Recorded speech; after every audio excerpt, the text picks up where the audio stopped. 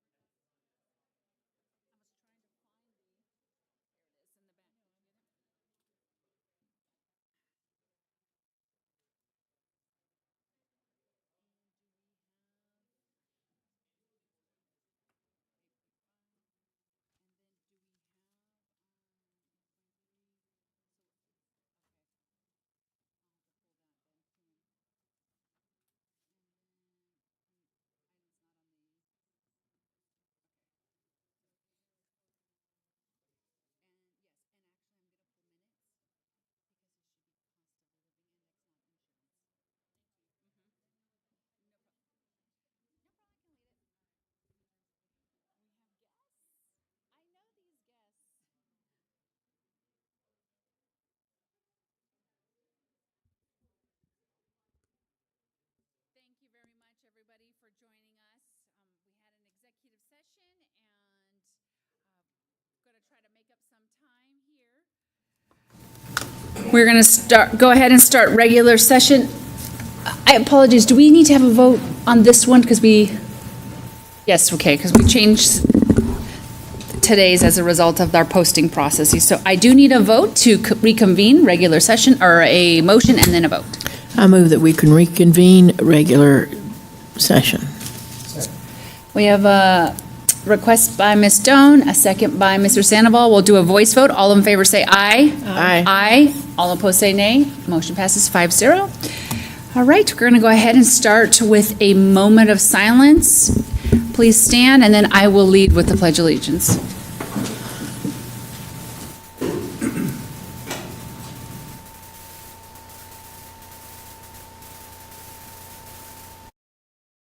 I pledge allegiance to the flag of the United States of America and to the republic for which it stands, one nation, under God, indivisible, with liberty and justice for all.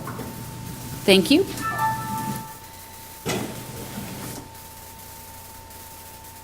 Before we address the agenda, I do want to thank Mr. Savoy for joining us today. Ms. Pallas Thompson could not join us this evening, and Mr. Savoy will be leading the charge with us. Thank you.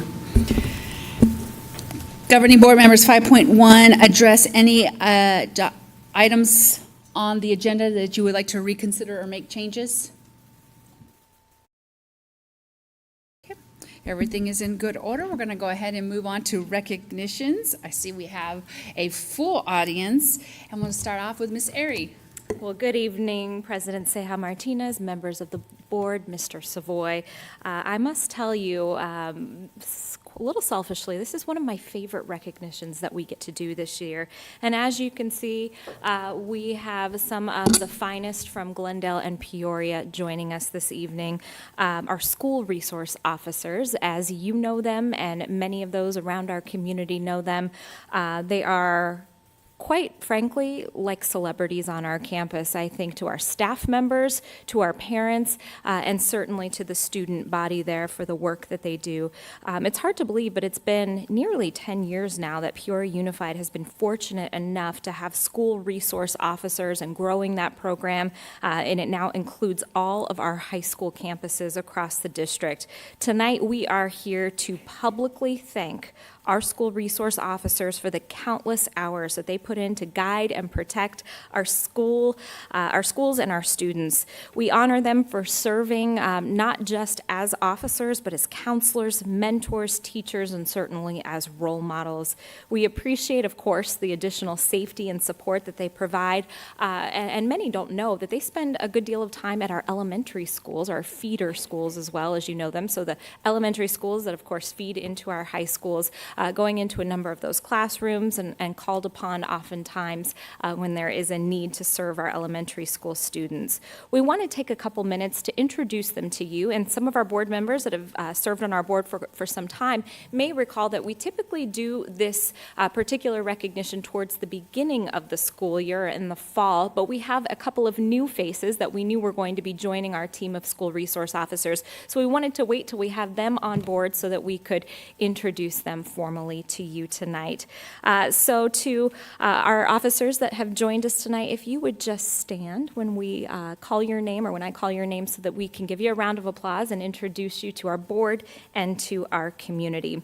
We'll begin with, from the Glendale Police Department, Officer Maurice Cunningham from Raymond S. Kellis High School.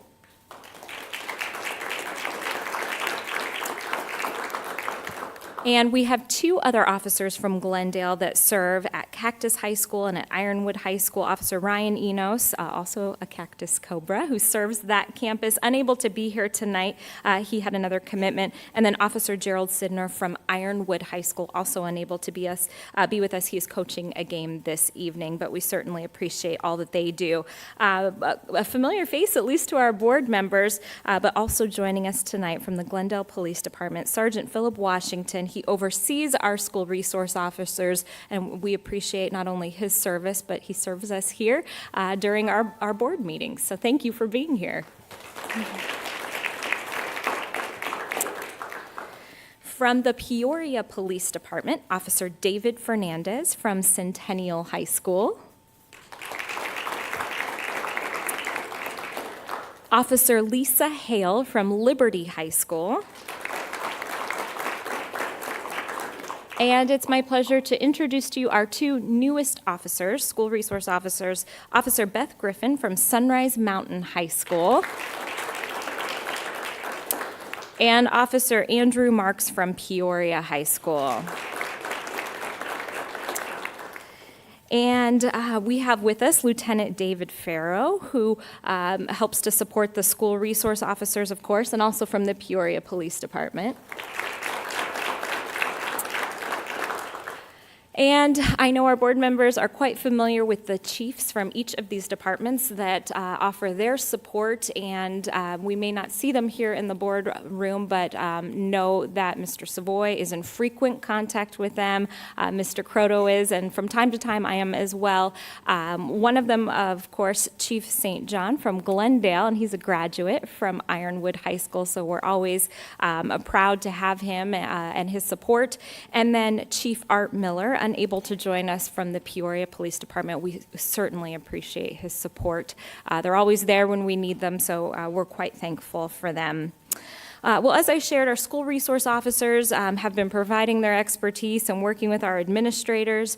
They do a number of things as it relates to safety, and I may or may not put one of them on the spot to share a little bit more about that here in just a little bit, so they can kind of talk amongst themselves on who might take on that role to maybe share a little bit about what the day in the life is like with them. But I do need to make public mention of the others that Aaron and I often rely on quite a bit for our roles, and those are the PIOs that serve the police departments from Glendale and Peoria. So we work quite a bit with them.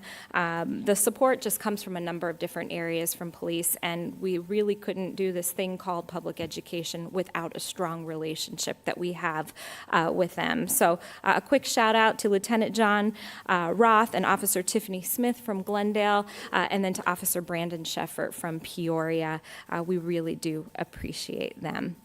Well, board members, I know you may have some words of thanks and certainly some remarks that you want to share with some of our officers. So if I may ask if Sergeant Washington wants to come up and join us. And I might ask Lieutenant if you want to come up, or certainly you are welcome. You're welcome to delegate if you'd like as well. Too often you're in the back watching us talk. We get to hear all your words of wisdom. Well, thank you very much for joining us. I'm going to go ahead and start with my fellow governing board members, and we'll go from there. All right. Mr. Sandoval. Wow, thank you. Right out of the gate. So, and most of you may know that I hold a close, I guess, position in my heart for first responders, and certainly PD. I have very close friends who I've known since the third grade that are with Glendale, and Assistant Chief Levander and Joe Gallagher there, and then my neighbor, Sergeant Bauer, there in Peoria. So, but what I really want to say to each and every one of you is thank you. You hear it all the time, and it's a fact that it does take a village to certainly, ensure that our students are put in a position to be successful. And it is an honor to have each and every one of you, as part of our village. And I think for me, the key word in the school resource officers is resource. And what you do is invaluable to, impact lives and change lives, and shift, even mindsets and, those soft skills. And certainly, what's important to us as well is, creating safe and supportive environments, and you play a big, role in that as well. So thank you, each and every one of you, very much, for what you do every day, for the district and our students, teachers, and staff. And I'll make sure to mention to Mr. Levander, I'm a little disappointed that he didn't attend, this evening, being at that level. Thank you again. Ms. Doan? Well, I would echo that. I thank you very much for your assistance to our students, our community, our staff. And I would like to say, on a personal note, I always feel good when I see police officers. I mean, you feel safe, you feel comforted. You're like, this is why we pay our taxes, right? And so I'm very glad for you guys that are in the district, that are helping and building a strong community.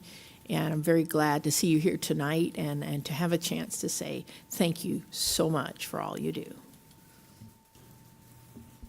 Thank you. Ms. Underhill?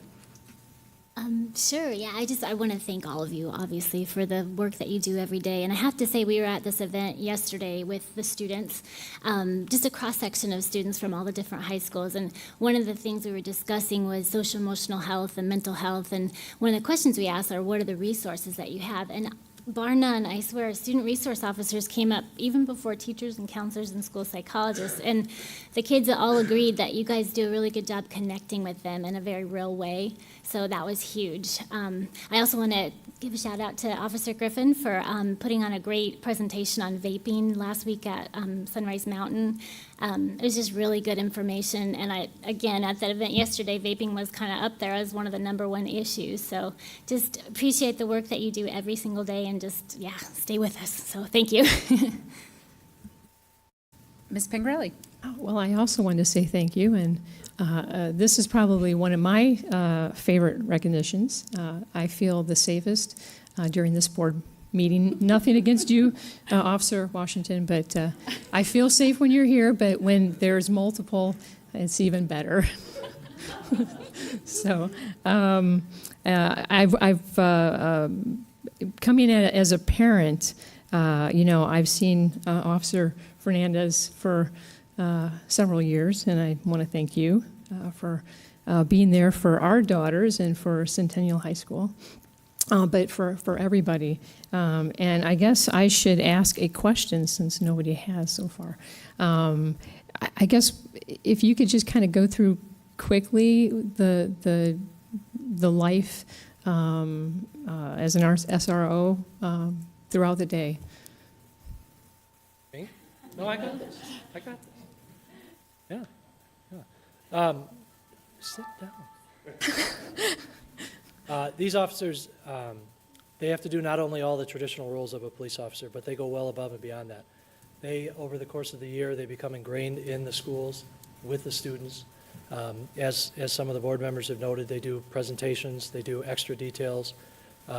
They're really involved in just about everything that happens within the schools. They know everybody. They come to know the students. You know, they're spending 4 years with these students as they go through.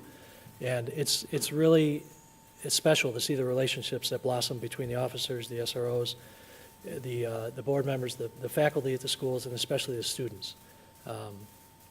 We're fortunate because of the amount of respect that they have for our officers, the amount of respect that they get during their job. It's not like that across the country. There's certain parts of the country right now that some people are making the effort to eliminate SROs. They just don't realize the importance of them. And we in this school district certainly see the importance of our SROs and how they can act on a daily basis. We're fortunate to have them. It's a highly sought-after position at our school, and we have 4 highly qualified and very motivated officers that fill those roles, and they do an outstanding job day in and day out. So we're very proud of them. Thank you very much. After that, sir? Mic drop, he's excellent. Well, thank you so much. The last year when you were here, I was not, and so I watched from afar, but I want to tell you that every time I sit on the Arizona Department of Education Emergency Preparedness and they talk about SROs, and it can be a sensitive topic, and I appreciate you acknowledging that, and being a woman of color, raising children, 2 young boys to be men, it is important that they understand that you're there to help and protect in all the things that you offer. He went to the City of Peoria Police Camp over the summer. I highly encourage our parents to go send their children to that. He loved coming to that, and so when my 9-year-old is ready, he will be joining. So thank you for that. Hands down, I brag about the relationships, not only with the students you have with the staff, and you have earned the respect of our colleagues as well as our administration and our community. So thank you for that, and I'm grateful, and my family's grateful for all you do, so thank you. But I do have a question. So as Ms. Underhill said, we heard our students speak of vaping. My question is, what recommendations do you offer to the board to address that? Because it is an epidemic, and we need help. Go ahead. It's your turn. You're up. Well, I think what was said before is that a lot of presentation, getting that information out there and knowledge. Pardon me, is the mic on? Oh, you know I'm so tall. You got to. There we go. I think as it was stated before, is just getting the kids out there. I mean, getting the information out there to the kids. As you guys know, it's that old term, knowledge is power, and then just educating them. Sometimes when they get to those vaping devices, they may think it's not as serious or a gateway into other things that they can go ahead and affect their health. So what I would just recommend is just completely giving us support as far as allowing us to make those presentations, allowing us to get out there in the classrooms to educate the students. And we do take some enforcement in that, and then we're going to educate the students as far as what the effects can be from, you know, having a record and things of that nature, and then having to pay a fine, things of that. So ultimately, like I said, it's just getting that word out there and then just educating the students.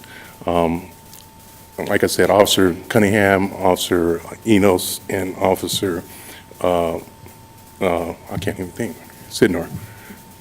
Don't tell him I forgot his name.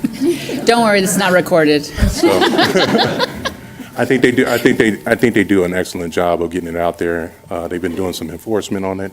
They've also been trying to do some education, not only with the kids, but also with the parents. I think the parents are the ideal conduit in order to reach the kids and let them know how serious this matter can be. That's about it. That's all I have. You got anything else, LT, on it? No. You guys got anything else? Our date night presentation is still live stream. Would you join us to the microphone? The presentation that we did at Sunrise Mountain High School with Aurora Behavioral Health is still accessible on our page. So that was on Sunrise Facebook page, the link, as well as Mr. Sedka had sent that out to all the Sunrise parents, but anybody in the district could go on to there and view it.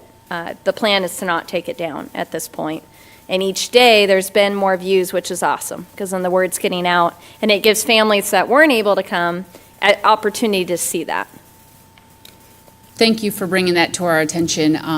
Like I said, it is an epidemic. When I sat at the state, districts across the state said, we need help, we need state policy. But I appreciate your approach, which is proactive, educating before our children get to the point where we have to give a consequence. And I encourage you to put pressure or ask us to keep this top of mind, because we do need to address it as an organization and as a community. So thank you. And I'd just like to add one more thing is I wanted to thank the board for being always behind the police department. It's a great pleasure to have a board that backs up the police, that's ready to and willing to help the police in their efforts in order to combat any type of crime or safety issue that's on the campuses. Mr. Savoy has done a wonderful job. I've worked with him these last couple of years, and he's always got my back, and whenever I have a request or anything like that, he's always right there to go ahead and put a foot forward in helping us out. So I want to thank you guys. It really touches my heart and my officer's heart that you guys are always backing us. So we really do appreciate it. Thank you. Thank you so much. And at this time, this is generally the time where you can go enjoy your dinner. Oh, wait. I know we don't typically take photos, but maybe we could get a photo of them. Would that be okay? I would love to take one with the board as well. That'd be great. Why don't we have you all come down and get your camera ready? With our nice background.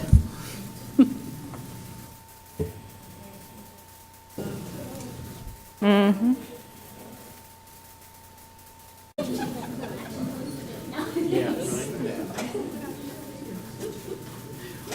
I missed last year, so I wanted to make sure.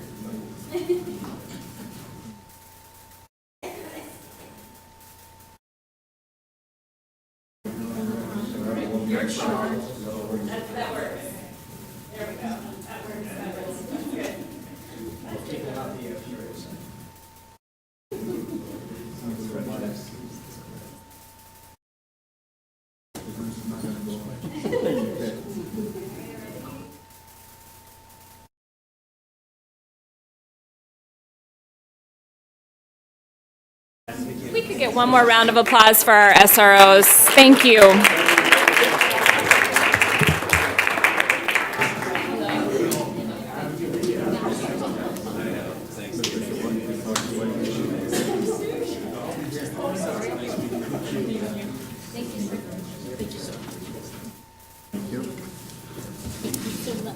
Being here, especially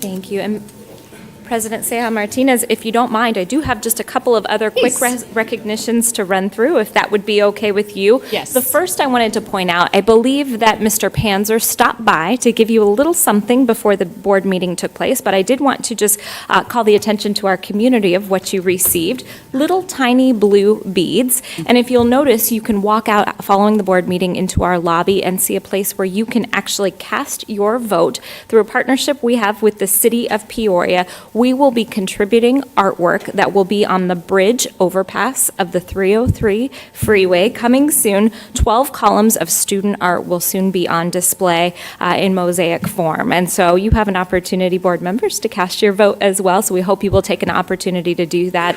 And I did want to make our community aware that we'll have more information on that coming soon, on the artwork that was selected, and just what a great opportunity for our students to be featured along the freeway out there. Another of couple quick recognitions that I want to bring to your attention. At an upcoming board meeting, we will be sharing with you the winners of our annual patriotic speech contest that did take place just recently here, and we had a number of incredible students that gave their speeches. Of course, that's always one of those that I think we look forward to as well, to hear the patriotism come through our students. So we want to thank the teachers and the students that worked on that to make sure those students were prepared for that competition, and we look forward to introducing you to our winners. A number of other things taking place around around our community, around our district. Our able students at Raymond S. Kellis High School participated in a live stream event with Special Olympics last Friday on a campaign called Spread the Word Inclusion, which, as you know, is meant to end the R word. Their students highlighted a number of unified sports activities on the live stream, and they did such a great job representing their school. I am told that as of today, their stream has been viewed more than 650,000 times. So pretty remarkable work there. A big shout out to Mr. Southwick, who was leading the charge there with our PSBN students down at Kellis, and of course, Mr. Michael Wakeford that helps to support all the work. So a big thank you to them. Also, a couple of things to foreshadow for our board. Peoria Unified has been in the news quite a bit lately for some really, really neat things. Last week on Field Trip Friday, AZ Family was out at a couple of different sites all around Peoria, and they featured our upcoming Peoria Arts and Cultural Festival just in Osuna Park, and so that was a very exciting opportunity. And also, they were at Peoria Sports Complex featuring Liberty High School baseball players, which were our state championships, our PSBN students, and a number of really exciting things that we have here in our district. So we appreciate them being out there and featuring us. So it's a really exciting time. Spring is busy, and we look forward to bringing you more recognition soon. Thank you. All right, we'll start with the board. Ms. Underhill? I'll just be quick, but I did want to just talk about the Peoria Education Foundation had their scholarship awards night, and that was a really neat evening. It was at the Peoria Sports Complex, which was, I guess, the first time. It was through a partnership with the city, and it was just really cool. The families came out, they got to go to the event, and then they also got to go to the game. So it was, even though it rained, but but it was a really neat night, and always exciting to see, you know, the great things our kids are going to go do. And then secondly, we had the SEATS event yesterday at Peoria Flex Academy, and that was basically, they gathered a real cross-section of students representing all the different high schools, and just kind of had basically a focus group, I guess you'd call it, or a session around what are the kids seeing as strengths and weaknesses and challenges in the district, and also just as a youth today. And it was a really great session. It was interesting to talk to the kids, and I look forward to kind of implementing some of their suggestions and solutions, because they're expecting us to do that right now. So it was a really good event. So thank you. Ms. Pangarelli? Well, I just wanted to say thank you to Dr. Patty Beltram. I was able to sit in on by phone on Peter's board meeting last night at Westmec, and she gave a great presentation with all the great things that Peoria is doing. So I just wanted to say thank you. Mr. Sandoval? Thank you. So, you know, I also like to mention the foundation event that we had on Tuesday, and really echo some of the statements that Ms. Underhill made. It was you know, as the kind of the liaison, the board liaison with the foundation, it was an honor to be there. It was inspiring to see, you know, the 40-plus students who, you know, were recognized and received scholarships, and, you know, just a room full of resiliency, perseverance, and just, you know, that entire evening, you know, was full of proud moments and greatness as it relates to not only the city of Peoria, but really the district as a whole. I do want to give a special shout out to Danielle, or Miss Aries and her team. You know, it's the way they work in a very professional manner to capture these moments and collaborate, you know, with other programs throughout the district. You know, it's Danielle, and I think I mentioned this, but I do want to thank you because, you know, I had the opportunity to throw out the first pitch at the game, you know, which is where the event took place, and I know that wouldn't have happened without you. So I appreciate you know, thinking of me there. Again, it's a memory that you know, I will not soon forget without question. But I did have a parent come up to me and you know, spoke very highly of you.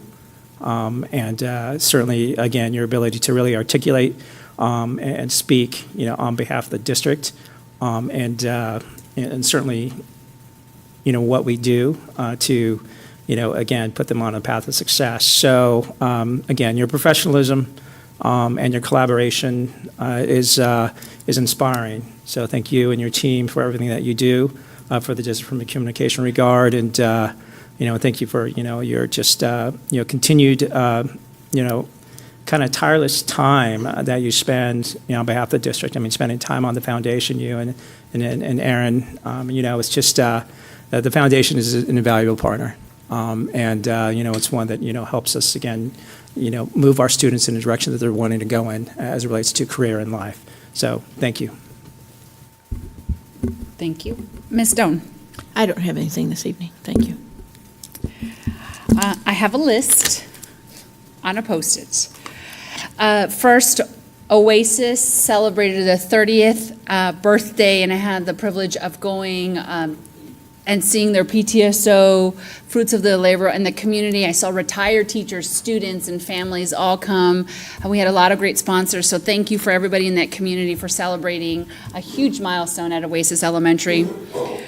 Marshall Ranch, Miss Wiley in kindergarten, for Dr. Seuss, those students, kindergarten, you have to sit down on the rug and have a conversation because they have no blinders on. They just share and they want to talk to you. It is a great feeling. So thank you for inviting me. Dr. Davidson, you invited me to the job fair. I blamed it on you. I will tell you, your staff, kudos to all of them. I walked around. I try to get around to everybody. Very professional, great things happening at all the campuses, saying this is the first time in a while that we've had low openings, which is a good sign. The applicants that came from other districts, it was great to see that they were interested and wanted to be a part of the Peoria Unified family, and that's a testament to everybody's hard work. So thank you and your team. And then last, I'll end with the SEATS event. I want to thank the students who had the courage to speak what is going on and what is most important to them. And there were a ton of takeaways. And we are going to hear a board report when Kathleen and Marshall present with Mr. Savoy. But three things I do want to bring up is loud and clear, our discipline policy needs to be addressed. We can talk further when we get to that point, but our discipline policy needs to be addressed. The smoking and the drug addiction needs to be addressed. They said we have counselors, we have resources internally, but externally, when they leave our doors, who's going to help them? So that's something we need to reconsider, our partnerships. How do we help them outside our doors? And then last is a challenge. Elevating our student voices is a great thing, but they said loud and clear that it's nice to be heard, but it's even better if their voice becomes action. So I challenge all site administrators to follow up once a quarter with the actions they have taken as a result of our students' words. But the other part of that is telling the story that the things that they have brought to our attention, we're doing, like the counselors and the social workers, we are doing those. And so we need to do a better job letting them know that we're listening. So kudos to everybody. Thank you, especially to the students, to have the courage. They all are very prideful of their teachers' sites and are glad to be here. So thank you again, Mr. Savoy, for leading that. Any other additional? Okay, we're moving on. We do have public comment. It is the green slips, 2 items not addressed on the agenda. We do have a public opportunity to address the board. Because the items are not on the agenda, the board cannot respond, but our administration are here to support the conversation after. And then we have a 3-minute timer, which Ms. Bouchon will keep on the screen for everybody to recognize. We're going to go ahead and start with Mr. Jeffrey Jacob. Yeah, yes. Okay, so Mr. Fulford.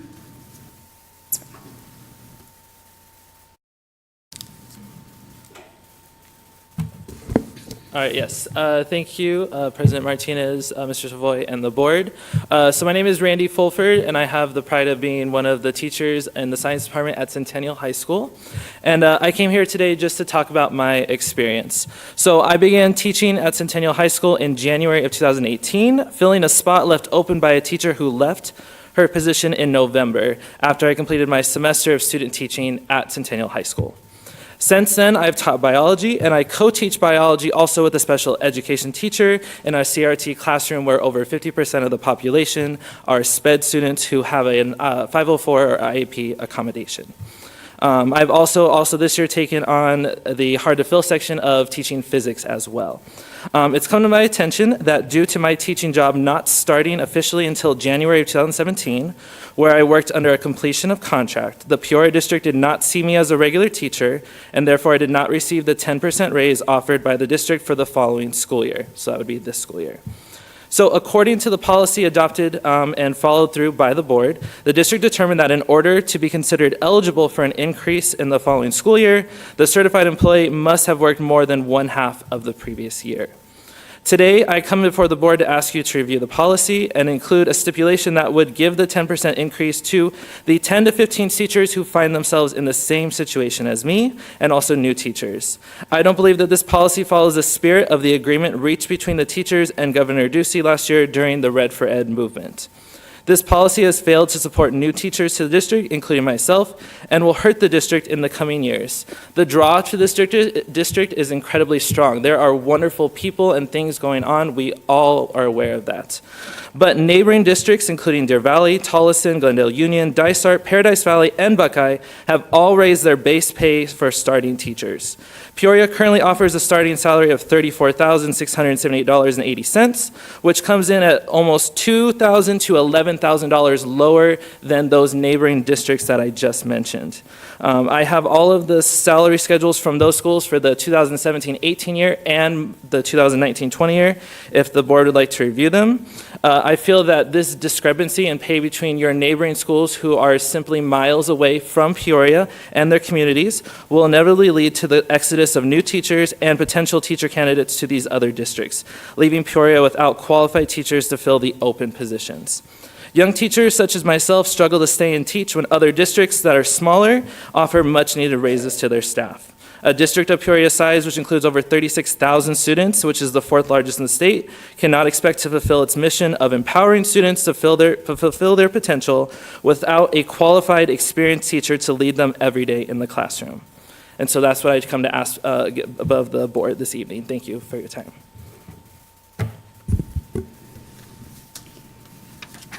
Mr. Jeffrey Jacob. Now I just feel silly because I didn't realize he was going to do such a great job. So I teach with Randy at Centennial, and he was my student teacher. And I think we've all seen all the different examples of all the school districts around us paying more. They're paying more out of state, and all the issues that we have. Genuinely, people want to teach at Peoria, and people, some of the administrators, we all know the same story. And it just seems like such a crying shame that we're losing some of these guys that are really good. And he's a really good teacher. He just really is a good teacher. But one of the, he had talked to HR, and we've been talking to people to see if there's something we can do to make him be able to stay, because it's just an economic issue. And I saw the base pay today was $31,500 for a new teacher. My brother-in-law drives a pickup truck and delivers parts, and he said we start out at $33,000 a year. And it's just like, are you kidding me? So we're doing this for the love of the kids and expressing the education that we've gotten. But one of the big telltale things, because we all follow data, for me was over the last several years I've had 7 student teachers. And of those 7 student teachers, 4 of them have been hired by Peoria. And we're about to lose the 3rd one of those 4. Because, yeah, of the 7, there's some that have left the state. 2 of them have quit the profession altogether because they just can't do it. I'm just looking at the data and the numbers, I don't see how we're supposed to get these people to stay. I really don't. I know that you can't respond, but I look at this and going, this is madness, this is madness. We've taken care of the people that have been here for a while and done what we as a board, or whatever, have done what you can to hold those people. But then how are we going to get these new guys in? And these guys are good, and they're helping to bridge the gap between, you know, the new things that they're teaching in the universities and all the things we need for the kids. And so I know that you guys have a heart for this too. HR said to come down and tell you guys for whatever it's worth, and I think it's worth something. And I've never spoken in one of these things before, but I think it does have some value that is maybe something to consider, because this is getting bad. Okay, thank you so much. Thank you, and as I mentioned, we can't address the board, but we do appreciate the courage to come and Yep. speak to the board. Board, if you choose to, at the end, the policy is GCBA, it was adopted in August of 2014. Thank you very much.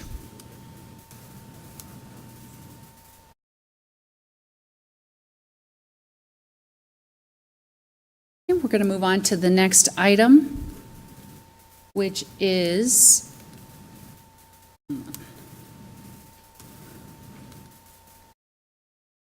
I apologize.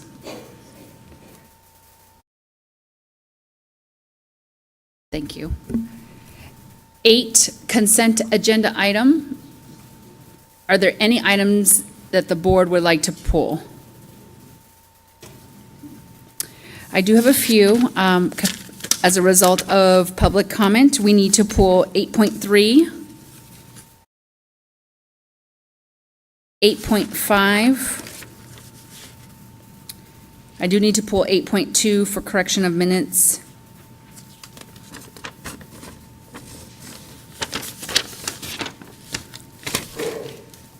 And 8.7.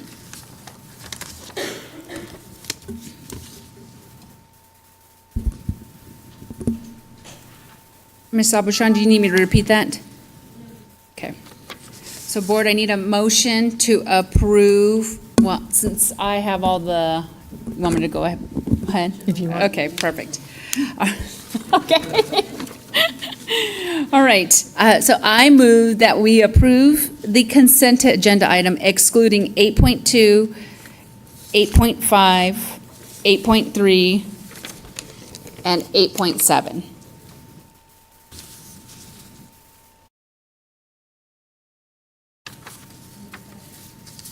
Oh, second. We have a second by Ms. Underhill. Is your mic on? Second. And a second by Ms. Underhill. We have a motion by myself and a second by Ms. Underhill.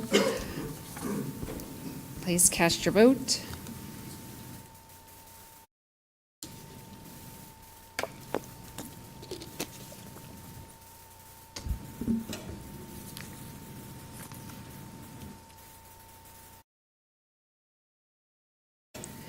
Motion passes 5-0.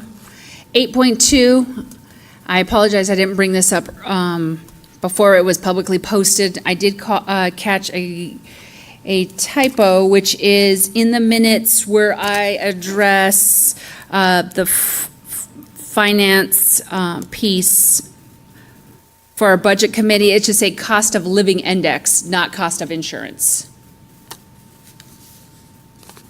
So I move to approve the minutes as presented with the amendment to include cost of living index, not cost of insurance.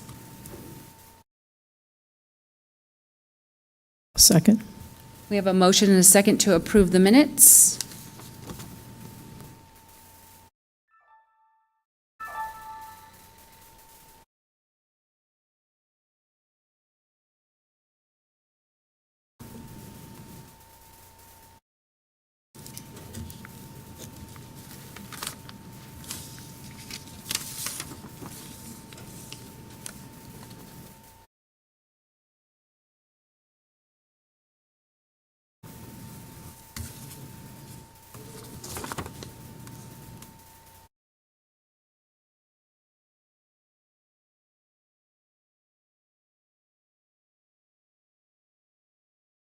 Did it go? Okay, we're going to go ahead and do a voice vote. All in favor say aye. Aye. Aye. All opposed say nay. Motion passes 5-0. We're going to move on to 8.3, Human Resources Report. We do have a public request. Miss Erica Kowal.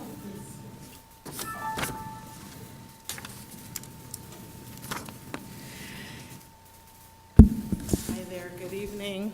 This is my first time actually coming to one of these, and I was just saying, I need to come more often since I you. have kids in the district here. Do you mind just double checking if the microphone's sorry, on? sir. Thank you, no problem. That better?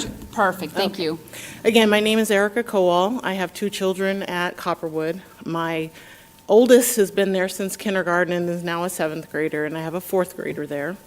I just wanted to come to you all because there's just been little discord and some upheaval in the community. As a parent who's volunteered countless hours at some point when my kids were younger, especially my 7th grader, provided financial resources to teachers, offered time in the classrooms, chaperone. We just had such a great community there, and because everything that's gone on, I just would like to say that in the future with things going on, if people can just keep us parents in the loop. I feel that we've not been heard or not been acknowledged with everything that's gone on. There was a leadership change in December. We weren't notified until February. Even as a week ago, there was another change, and I was notified from another family member. And it's just the communication it's not there for us. And it's hard, regardless of what direction we go forward in. I just feel like for parents who are a part of that community, we just need to feel connected, you know. So that's my request going forward, is just can we please have timely communication and be a part of it. And going forward too, if there is a selection process for leadership for Copperwood for the upcoming year, what are parents like me able to contribute to that? Are we able to come listen in? Are we able to hear just what can we do to be a part of that so that we have a say? I know you can't hear everybody all the time, but I just want to feel that my children have a great representation of the diversity that's in that school. You know, we have kids. I love that my children can be in a classroom with kids of all cultures and all backgrounds. And I would love that their leadership represents that as well. So that's all, and I thank you. Thank you for your time. Thank you for your time. Moving on to 8.5, travel requests. Oh, yes, we need to, thank you, Ms. Stone. We do need a motion for 8.3. I move that we approve 8.3, the Human Resources Report. Second. We have a motion by Ms. Stone and a second by Mr. Sandoval. Would you like us to do a voice vote again? Yes, it is. Please cast your vote.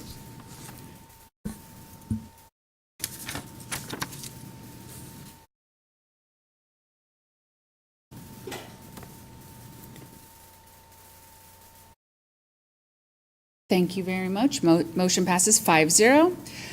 8.5, travel requests. We do have one public comment. Miss Melissa Grimshed.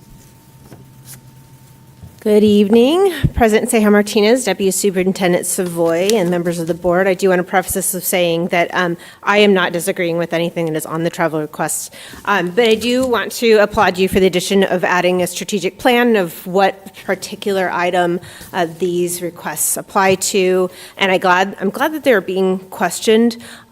I do still see, I'm kind of a governing board nerd, and I read through the agenda every single week.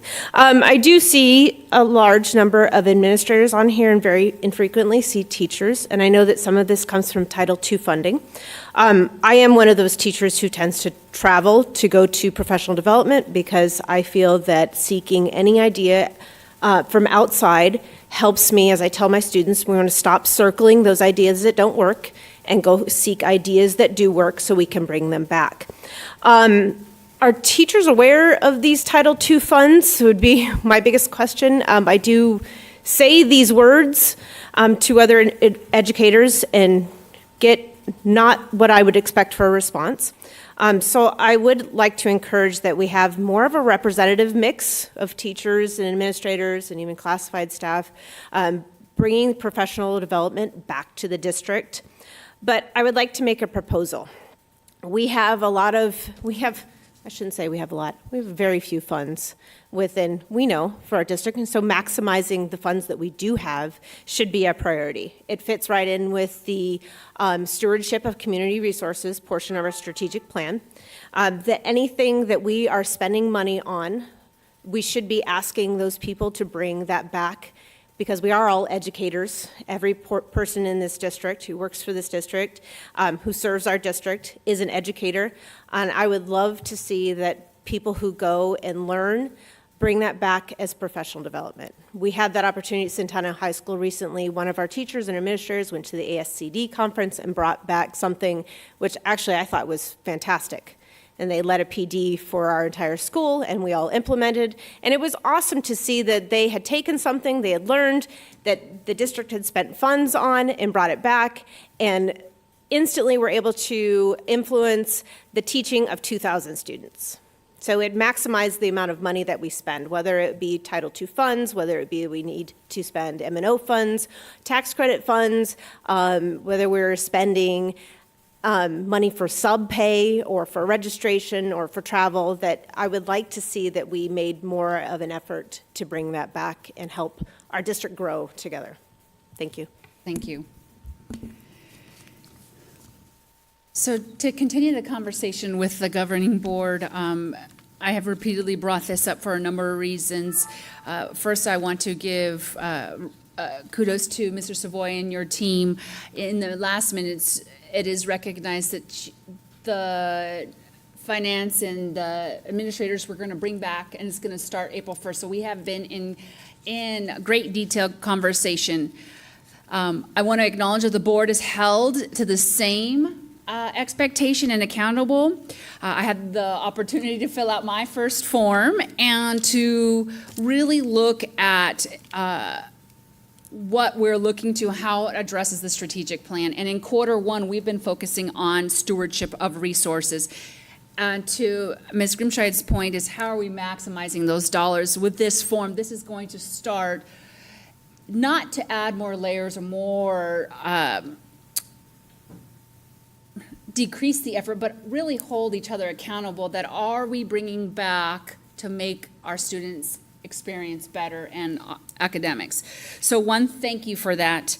I would like to acknowledge Centennial High School and their efforts and their administration to have access to all those teachers. I have seen an example where he put it on the SharePoint site so that teachers can share some of the ideas going on, so I appreciate that. As the board continues to look at this, and we look how we have a cap on our funds and how we want to make sure everybody has access to these funds, we should consider teachers, certified, classified, admin, that they have equal opportunity to these funds so that we can look at those trainings. The last piece, so thank you for that update. I had specifically pulled in the past number 5, and now we see number 6, 2 principals that we're looking to get to attend a Harvard University seminar session. After great detail and support, they have applied for a scholarship and received funds to decrease the impact that Peoria Unified will be contributing, and the university has offered a scholarship to help reduce those fees. In addition, there has been conversation that they would take their training and apply it to the administration leadership academy. So I look forward to seeing what they do to add value to continue that growth. The other proof, the other numbers, I did reach out to administration, and again, questioning for, are we being responsible and stewards of our resources, and everything aligns to what we are looking for to move forward with our district. And thank you and for everybody's time answering those questions. So at this point, I don't have any disagreements on what's presented. I just wanted to highlight that it's a continued effort. Ms. Pangarelli, any comments? Yes, I just wanted to echo, I do feel that the money should be spread out, that teachers should be included a little bit more, and that potentially that we don't need to send as many to one conference.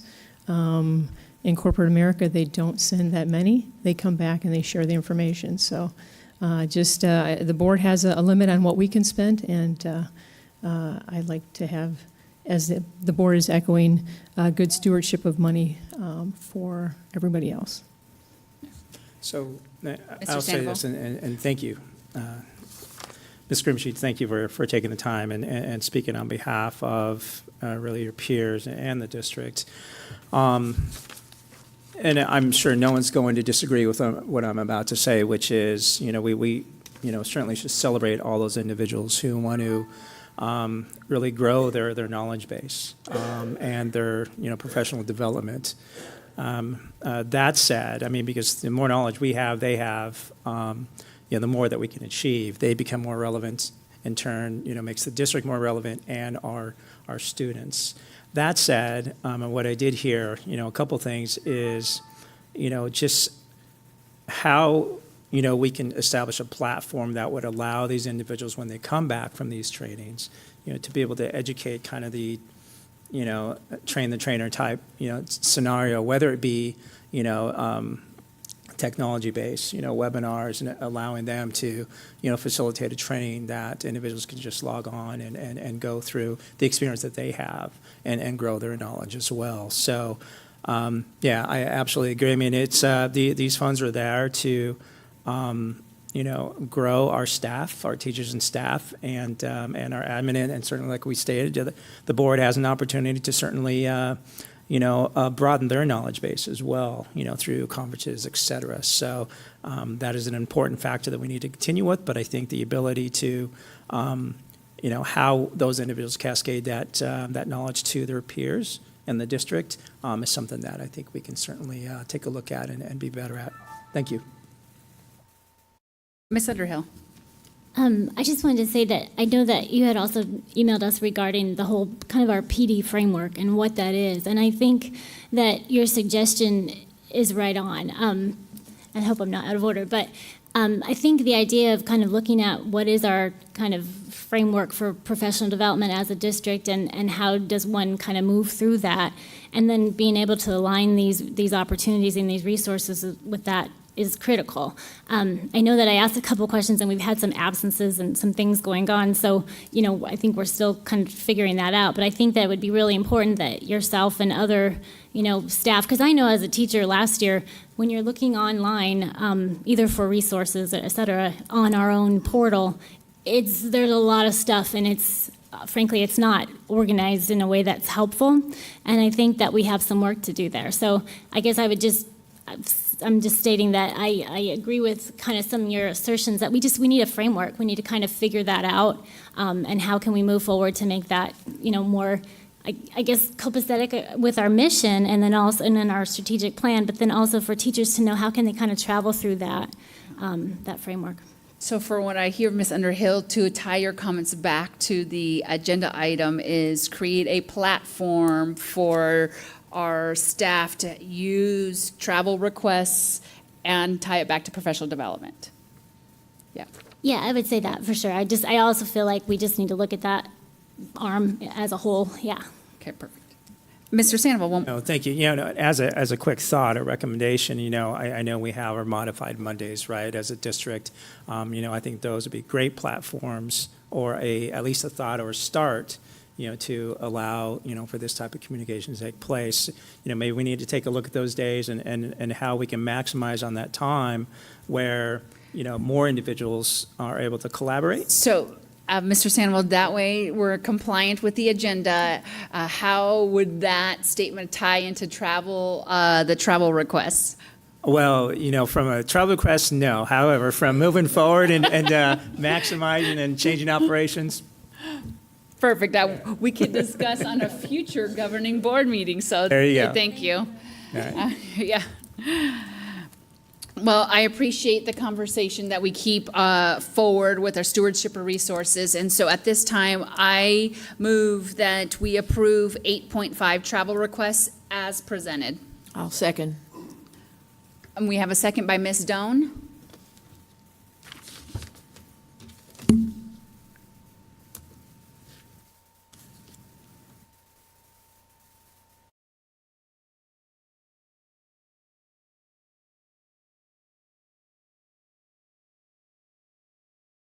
Looks like we have future agenda items.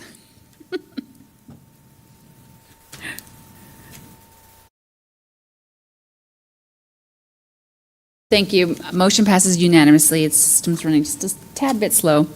I did request to pull one more item, and it's just to bring attention to 8.7. We do have representation from our preschool and our community college, but essentially what this is an intergovernmental agreement between Peoria Unified and the Maricopa County Community College District for and on behalf of the Glendale Community College for early childhood educational programs. Now tonight, board, the original thought was to have a presentation. They are going to come back, because we are focusing on in quarter two on student success. They're going to come back at the end of quarter to do a full presentation. But I just wanted to highlight that this is a very important topic that the board has been brought forward to support early childhood education and the importance. It's going to offer our students an opportunity for internships and professional development. And when we look at our diverse students that may have children, we may be able to leverage where we put their children in this program. So we are looking at a full scope, and the fact that the governing board is looking at approving this relationship, it is a forward in the right direction. So thank you again for both of you and all of you for your efforts. And tonight is just to bring attention to, and at the end of quarter two, we will have a full-on presentation. So is there any questions or comments at this point? Yes, so I wanted to pull it to just bring attention to.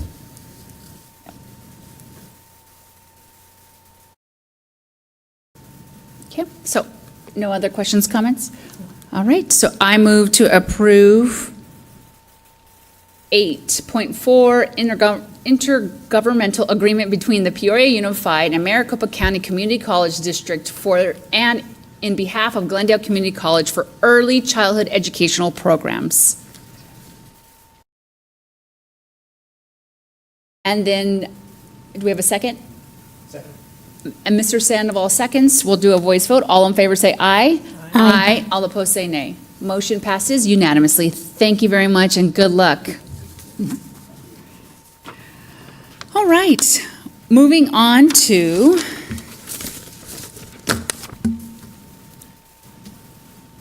(10.1) discussion of the adoption of a governing board resolution to support financial literacy. So this has been not a secret that I have continuously brought up, and we've discussed the importance of financial literacy. What we have is a draft in front of you. My hope is tonight that we can discuss it as we experienced in the past. If there are any changes, Ms. Abushan can make them at the end, and then we can bring it back for a vote if there is.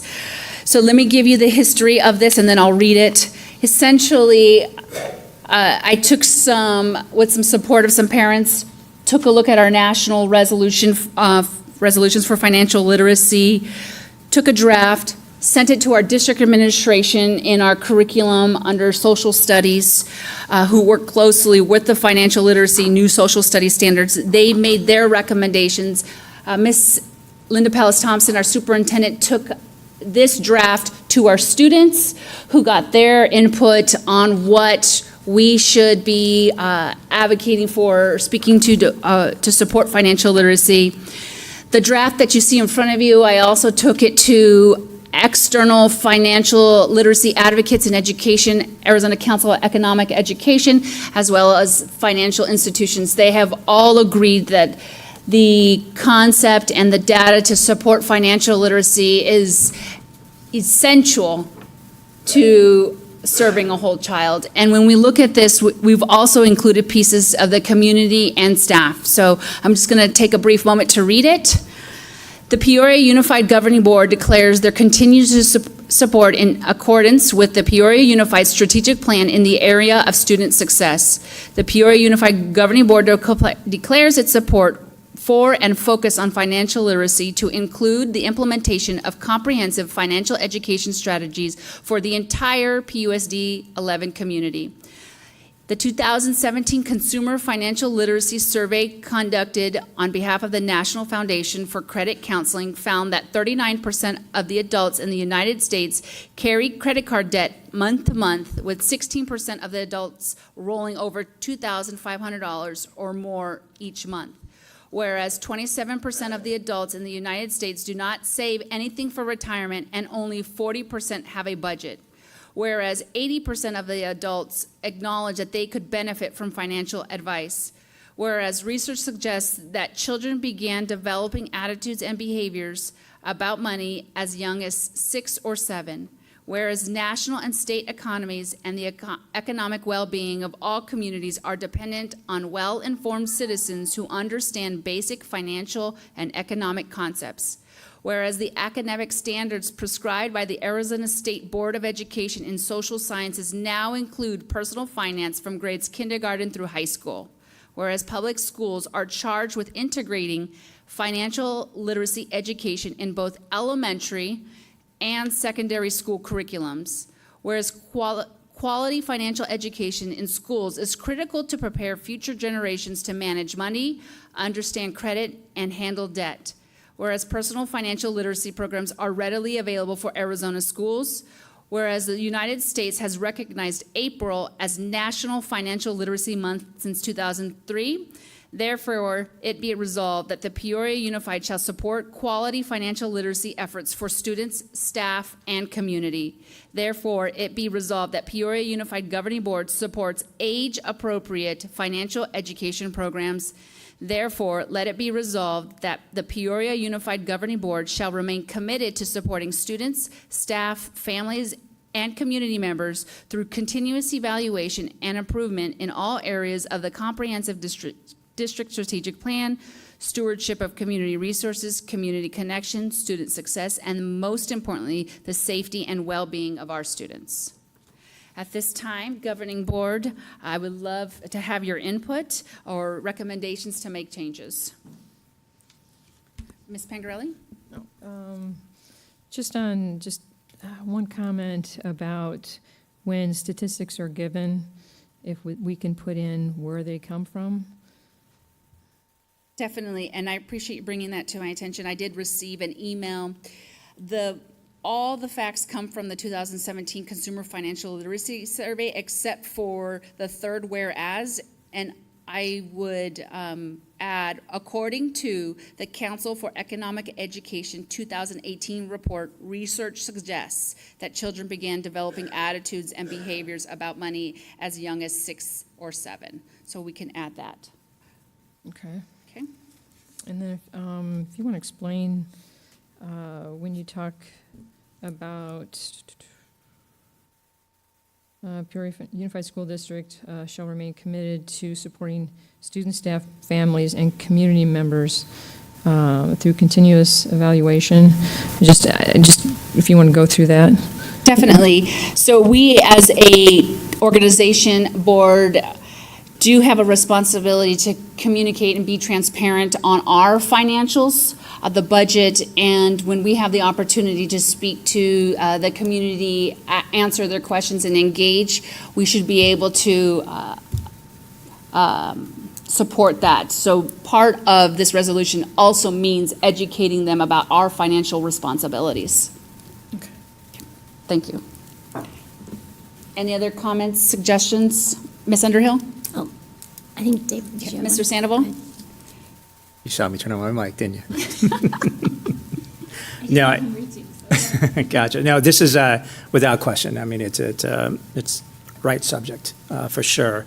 When I take a look at it, I have a couple thoughts. One is, and I brought it up once before we went through a resolution, is, I guess, when we take a look at resolutions, one of the things I think, we need to be sensitive to as we move forward is, the being sensitive to the impact of a resolution, right? So we have a resolution across many subjects, we may lose that, that the meaning behind the word resolution, right? So there's that, but I think, again, the subject absolutely, without question, I think it's needed. But when I take a look at from the beginning to the end, to me, it seems, so we talk about financial literacy, but then at the end, it talks about our overall overarching strategic plan. So it almost seems to be addressing, the strategic plan and financial literacy. Do we, should we narrow it to either just financial literacy, or do we have a resolution that just, really talks about our strategic plan, its overarching impact, because there are a lot of pillars, within the strategic plan, including financial literacy that, well, you've got them listed there, right? They're all there. So it just seems to, have two different subjects in my mind. So I'm just wondering if it's around financial literacy, maybe we, try to narrow it, in that vein, if you will. In the current space that we're in, so my day job, I live this space. Yep. And there's definitely a disconnect between young adults, students becoming young adults, and the understanding of financial literacy. We deal with emails all the time that our staff don't fully understand the impact of contracts and the finance of our district. And it makes it challenging, without a doubt. But when we look specifically at this resolution, we have never addressed the focus on financial literacy. In 2018, the state of Arizona had passed their first resolution. They're one of 36 states that have financial literacy standards, and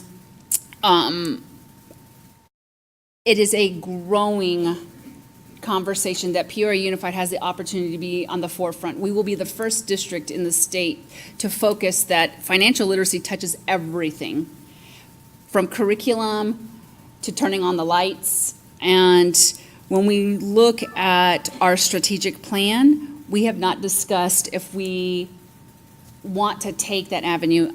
In the past, we've discussed ESA resolutions, we've discussed Red for Ed resolutions. So you do have a valid concern or a valid point, but this one touches everything, and it is important that we bring this forward to bring attention to everything. Does that make sense? Yeah, it does. And then, and again, I guess my point is, our strategic plan kind of covers a lot. It's overarching, right? And I think the subject is absolutely important, without question. So my question is more of, to eliminate any confusion, what the resolution is tied to. Maybe the last statement is one that doesn't need to be there. I don't know. And I know, and I think it's mentioned in here, I think there's even a mandate coming down at the state level, right? That, all districts are, I don't know the details, and maybe Ms. Myers, may have or not at this point, but, do we kind of take a look at what's coming down and potentially try to integrate some of those, details? And that's what the point was of the fifth whereas, Arizona State Board of Education. So there is a current bill that's sitting in conversation that may mandate a half a credit. One conversation I had with a teacher said that our strategic plan should not be discussed in silos because everything touches everything, and I agree 100%. But as we embark on what our strategic plan is, it's important that the governing board understand each pillar so that we can then start to integrate all pillars cohesively. The recommendation to add the last paragraph was by our superintendent so that we could address how it aligns to the big picture. So we have the national, we have aligned to our state, we align to our district, and how we're going to move forward. April in the nation is known as Financial Literacy Month. On April 17th, Arizona Council of Economic Education has volunteered to lead a community event at a school. I would like us to continue to highlight that April be Financial Literacy Month in the Peoria Unified School District, that all classes talk about how it coordinates to each one of those subjects, whether it be physics and budgeting for a project, whether it be language arts and contracts and the importance of percentages in a contract. But that was the thought process at the national level, state level, on how it ties directly to our classroom. Yeah, no, I got it, and I'm not questioning the subject at all. I'm just wondering if, we just need to take a look at it and narrow it a little bit, but yeah, I think the subject is critical to the success of our students in, college, career, and life, and, yeah, I guess that's my input, just to how we can narrow it a little bit and maybe integrate, what's going on at the state level. Thank you. Ms. Underhill? Yeah, so I completely agree, and I think that the language in here is strong and what it needs to be, and I agree that this area touches all of our lives, right? Because poverty is such a huge, has such a huge impact on children and families and their education and on our ability to educate children, and be a solid school district and all those kinds of things. Just being kind of new at this whole thing, I guess my question is, one, the purpose of the resolution, so we have a resolution, what does that hold us accountable for? Or does that have some sort of fiscal attachment to it, some sort of financial responsibility? And then my second thing is just, we talk about that there is curriculum or personal financial literacy programs that are readily available for Arizona schools. And that again just makes me think of, okay, one, do we already have kind of a good idea of what we already are doing and what's available? So I guess I'm overall wondering, the purpose of the resolution, where does it lie? Does it lie in policy and procedure? Where does it lie? What's the accountability of having this resolution? And then are there resources somehow going to be tied if we were to implement this resolution? Those are the same questions that came up for the safety and well-being that we passed. The resolution just takes a stand from a governing board level that this is our verbal commitment, that any resources that come in from the state align to the Arizona State Board of Education Social Sciences, that we would enact that and we would continue the conversation, and that our curriculum department would support that across all subject areas. So it's just a verbal commitment that this is where we stand. Okay. The safety and well-being also address the legal commitment. There's no legal obligation in any resolution a board has. We have vetted past resolutions with our legal counsel, and this follows that same format. So there's no legal obligation on any resolution. And then your last question was? I guess, I don't know if I said this or not, but my last question is just in general, in identifying and pushing forth resolutions, do we have sort of a standard No, we don't. criteria for that? Okay, so that's my only other question. The only other thing that I didn't see on there, and I know you have vetted this very well, and I think that's fantastic that, it's been out into our community, is the issue of student loans. Being a huge piece. I looked up just general statistics, but it says among the class of 2018, 69% of college students took out student loans and graduated with an average debt of $30,000. And of those, 14% took out an additional $35,600. So I guess I'm just saying, I know that's our university partners, we need to work in concert with them, but if we're going to talk about financial literacy, we probably ought to make sure that that is somehow in there as well. That's a great recommendation. We can add a whereas 80% of adults acknowledge they could benefit from financial literacy. We can add a whereas your statement that you just stated. Okay. Can you repeat it one more time so that we could hear it? Whereas? Well, it's kind of long. 69% of college students took out student loans and graduated with an average debt of $29,800.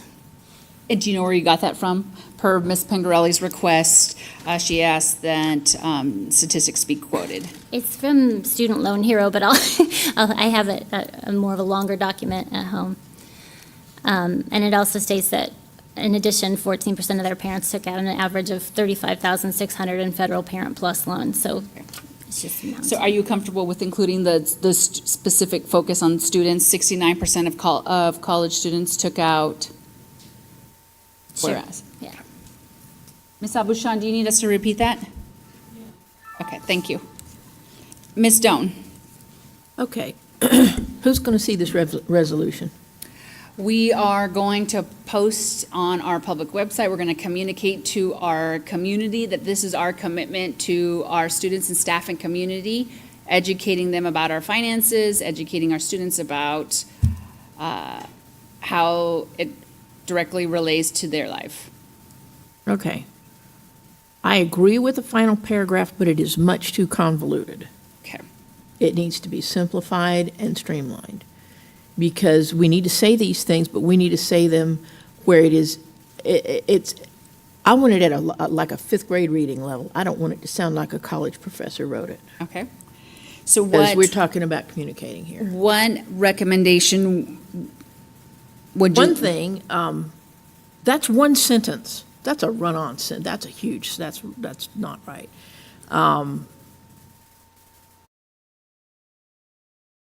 It's just, there's too much. There's too big of a bite in there, and we need to shorten the sentences. Let it be resolved, that we remain committed to supporting,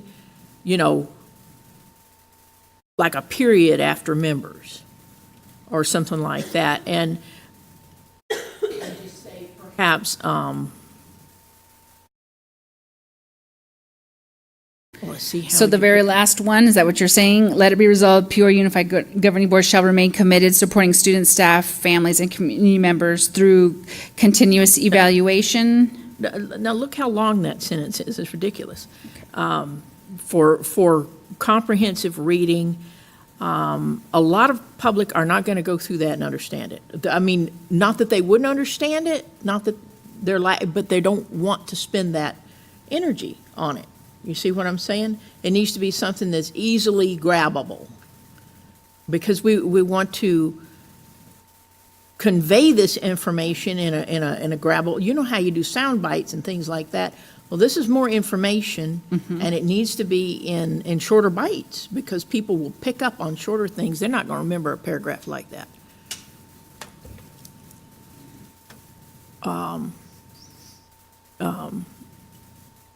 Now, I mean, all these people that are really into education, we're going to read it and we're going to understand. But just people that are wanting to glance through and see what we're doing, they're not going to bother. I'm not questioning their education or their understanding ability. I'm saying they're not going to bother with convoluted things. They're going to be like, education people, right? We can remove the very first sentence. The goal was try to fit, looking at other districts' resolutions in general, their template is to fit it all on one page. And generally in policy, it can't be convoluted, to your point. And looking at that, we just went in 2018 through all our policies. We can take out the word comprehensive. It doesn't need to say comprehensive district strategic plan. Okay. And I don't know. We need to definitely make it at least two sentences instead of one. So as a thought, because I think, to Ms. Stone's point, we are kind of defining the strategic plan in here, right? So what if it read, let it be resolved that the Peoria Unified Governing Board shall remain committed to supporting students, staff, families, and community members. Shoot, where I lost my thought. And community members, and then throw the strategic plan in there and period, and then just leave everything else off. So remain committed to supporting students, staff, families, and community members. Through the strategic plan? Something like that. And then everything else is just defining the strategic plan, That's right? true. That's true. The rest of that is just a definition of our strategic plan. You're right. So let me reread it. Therefore, let it be resolved that the Peoria Unified Governing Board shall remain committed to supporting students, staff, families, and community through our district strategic plan.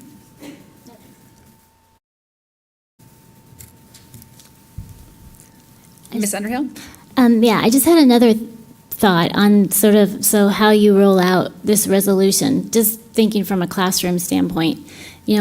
Every year when we come back to the classroom, we're bombarded with what the new things are and what the new things are going to be and what we're going to, what new things are coming out. And so I guess back to the point of a resolution, and I'm not saying I don't think this is important or the way to go, but I just think we need to be careful when we roll things out, that we're not saying, oh, and this is a new initiative that we're all going to do. This is basically stating that the board supports this as a important issue that we're already dealing with, right? Because I guess what I'm trying to say is I don't want us to veer off course with this resolution or any other resolution, and where it becomes not aligned with what we're doing. So I just want to make sure that as we roll it out, that we're careful about how we say what this means, and that it's not yet another new initiative we're trying to throw out, so. And to support your statement, we added the academic standards prescribed by the Arizona State Board of Education, that the Peoria Unified was not coming with anything new or adding more. The state already prescribes their new social studies standards, kindergarten through 12th grade, for that point. So that way teachers don't feel like, oh, I have to do more stuff. It's already aligned to the state standards. Which, I will be honest, not everybody knows that it is K-12 financial literacy standards, so. Yeah, that's good. Any other recommendations? So we're going to remove the very first two, or the very first sentence, and we've shortened the therefore. Huh? Which sentence are you? The Peoria Unified Governing Board declares, because we have that, Oh, yeah. we have the let it be resolved at the very end.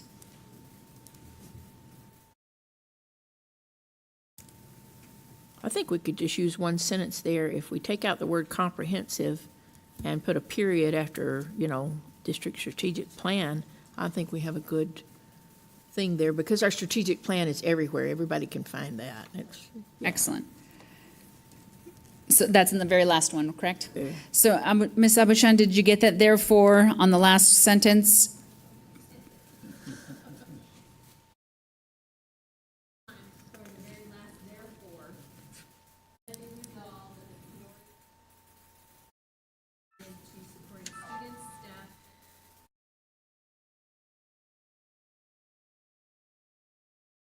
So we're going to get rid of comprehensive through our district strategic plan.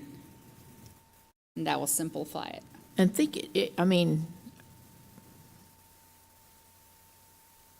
I don't have a problem with continuous evaluation and improvement, because I believe that that's what we are doing. Community through continuous evaluation of our district strategic plan? I think Ms. We're not Stone's changing the first plan. thought was, so keeping everything up to the semicolon except for the word comprehensive, right? So through continuous Exactly. evaluation and improvement in all areas of the district strategic plan, period. There we go. And everything just drops off. Okay, you get that? Just taking out the one word and putting a period. Yeah, chop the rest off. All right. So are you okay with bringing this back at the end for a vote? Or, so I could table it and then, or are you ready now?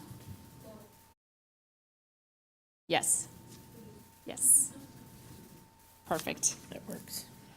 Thank you very much.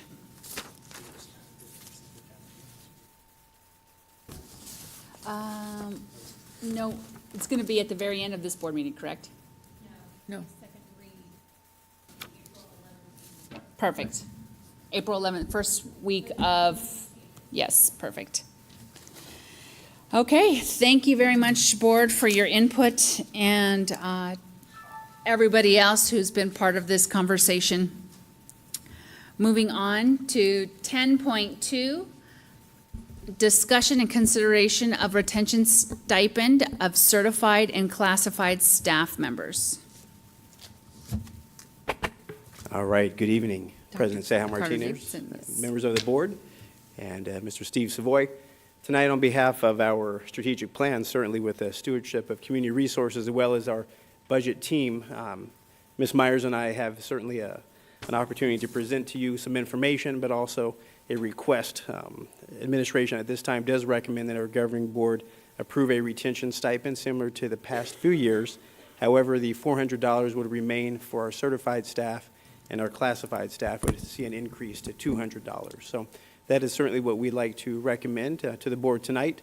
I will turn the microphone over to Ms. Myers, who will give a little bit of detail, as you see in your presentation, as to where we've come and where we hope to go. So thank you. Thank you, Dr. Davidson, President Seja Martinez, members of the governing board, Mr. Savoy. The Peoria Unified School District has previously approved the payment of a retention stipend to classified and certified employees who continue with the district by returning their letter of reasonable assurance or contract in a timely manner and by reporting to work in the new year. Over the last 4 years, retention stipends have been recommended by the budget team and administration for approval by the governing board. And you'll see on the attachment, the history for the last 4 years is listed. In fiscal year 2015-16, there was a $250 stipend, a retention stipend rather, for our certified team members, and at that time there was not a retention stipend for classified. Fiscal 2016-17, for certified team members, there was a minimum of a $250 and a maximum of a $1,300 retention stipend based on the years of service. And there at that time was not a classified retention stipend. In fiscal 27-18, our classified retention stipend was $75, and our certified retention stipend was $250. And then last year, there was approval for fiscal 28-19 for $125 for our classified team members and certified staff at $400. The budget team met on March 4th and considered the option to not offer a retention stipend in fiscal 2020, to keep the amount the same as in fiscal 2019, or to increase classified staff from $125 to $200, and to keep certified staff at the $400 amount. This last option was approved by the budget team to bring forward to the governing board for your consideration and approval tonight. Retention stipends are for 1 year only and are paid from non-maintenance and operations funds. They are also evaluated annually for continuation in the future. The total cost for the fiscal 2019 retention stipends was $917,757. The estimated increase for the $75 increase of $125 to $200 for our classified team members will be approximately $107,000 for a combined projected cost for retention stipends for next year of $1,024,322. Administration and the budget team is recommending that the governing board consider and approve the request to offer $200 retention stipends for our classified team members and $400 retention stipends for certified team members. Thank you.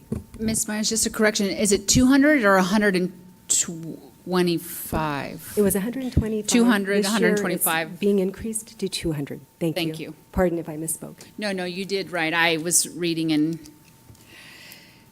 Okay, we'll go ahead and start with conversation. Ms. Underhill, do you have any conversation? Ms. Pingarelli? No, I'm just happy that the classified was bumped up $75. Thank you. Mr. Sandoval? Yeah, I would agree. No, thank you. And it's, classified are just as important as every other associate here in the district. So thank you for that. Total agreement. Ms. Myers, thank you again for bringing this to our attention and including the numbers. I do have two questions. One, you mentioned the budget team. We have taken a different approach this year where we've enlarged that group. Can you give some insight of who represents on that budget team and how many people? Thank you, President Seja Martinez, members of the governing board. You'll recall that in December, we did bring forward a presentation that highlighted that our budget team had increased the number's over 30 team members. I believe it's 32. I'm relying on memory tonight. We have representation from our certified staff, our classified staff, and administrative staff from all areas. The other piece is anyone who reached out and asked to join was allowed to join. So we have veterans who've participated for many years, and we have new folks. We've had very rich and honest conversation among the team members as we look at opportunities for compensation increases and evaluate the recommendations that will be brought forward to the governing board.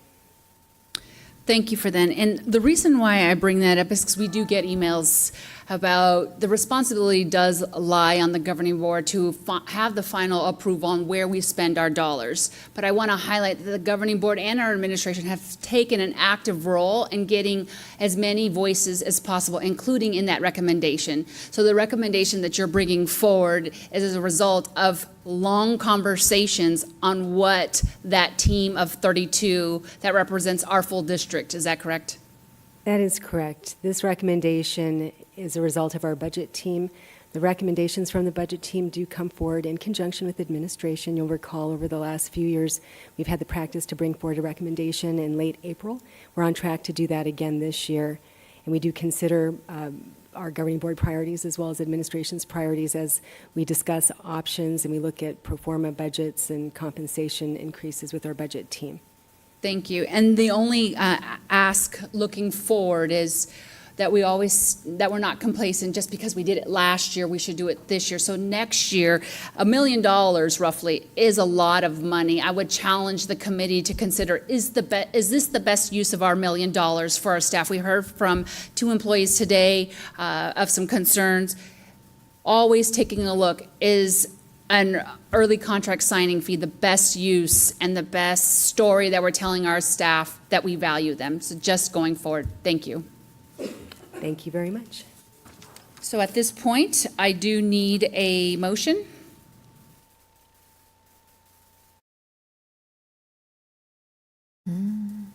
I move that we approve the retention stipend of $400 for certified and $200 for classified staff as submitted. I'll second. We have a motion by Ms. Doan and a second by Ms. Pingarelli to approve the recommendation as presented.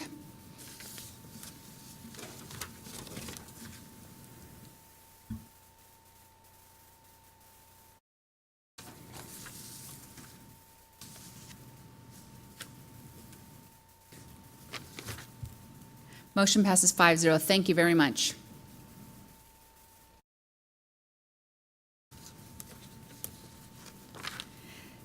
.3 Update and discussion on data management and cyber resiliency program. Mr. John Gay. I know this topic has been top of mind. Well, thank you very much, and good evening, Ms. Sam Martinez, members of the board, and Deputy Superintendent Savoy, and staff and guests. This is a great opportunity. We have talked in small detail about what we're doing with cyber resilience and data management and so forth. And this is really the first opportunity to share in public really what is turning out to be a very amazing and comprehensive program that the project team has developed. So I'm really delighted to have that opportunity. Let me just bring it up.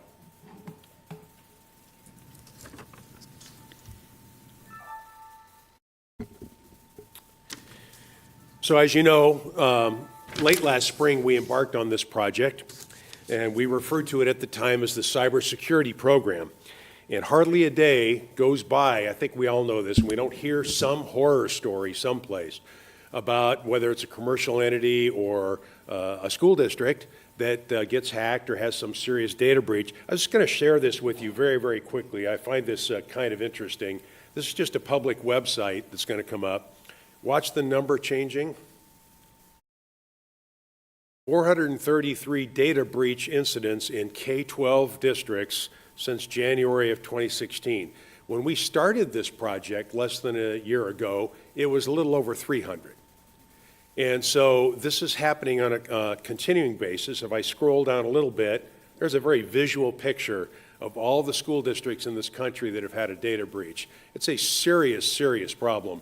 And K-12 education remains among the top 3 entities or targets, if you will, of cyber attack in this country. So it's a serious problem and one that we obviously need to address. Let me get back to my, I can't see the mouse. There it is. So what I'd like to talk about this evening is certainly we'll talk a little bit about the alignment of this program, this project with the strategic plan. And I've maybe hinted at it already, but the program has really evolved, and our vision for the program has evolved from something that's actually important but a little bit narrow, cybersecurity, to something much broader than that. We'll talk about what that vision is. We call it Data Leadership, Governance, and Security Program. And I want to talk a little bit about the current project focus and just very brief status on what we're doing with the sub-projects within that. And then it's a multi-year effort, so we'll talk a little bit about the projected work for next year. I think we've all grown accustomed to seeing this graphic in our presentations, and I have to say I'm very proud of the fact that that's really become fast becoming a part of the culture in PUSD. And what I would mention here, and I'm using a little bit a different term than cybersecurity, and we've kind of informally called this data management and cyber resilience. And in fact, it's most closely associated with stewardship of community resources, and that's kind of our quarterly topic that we've been discussing. But I will say, you all know that those four perspectives are indeed perspectives that the community uses to judge us. And what's interesting about them is they clearly have their unique aspects, but they all work very well together. They connect, they overlap in very productive ways.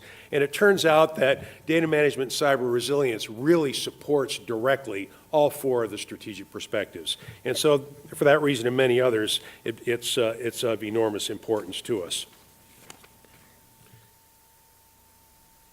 So the project team formed and began work developing our initial project scope in May of 2018.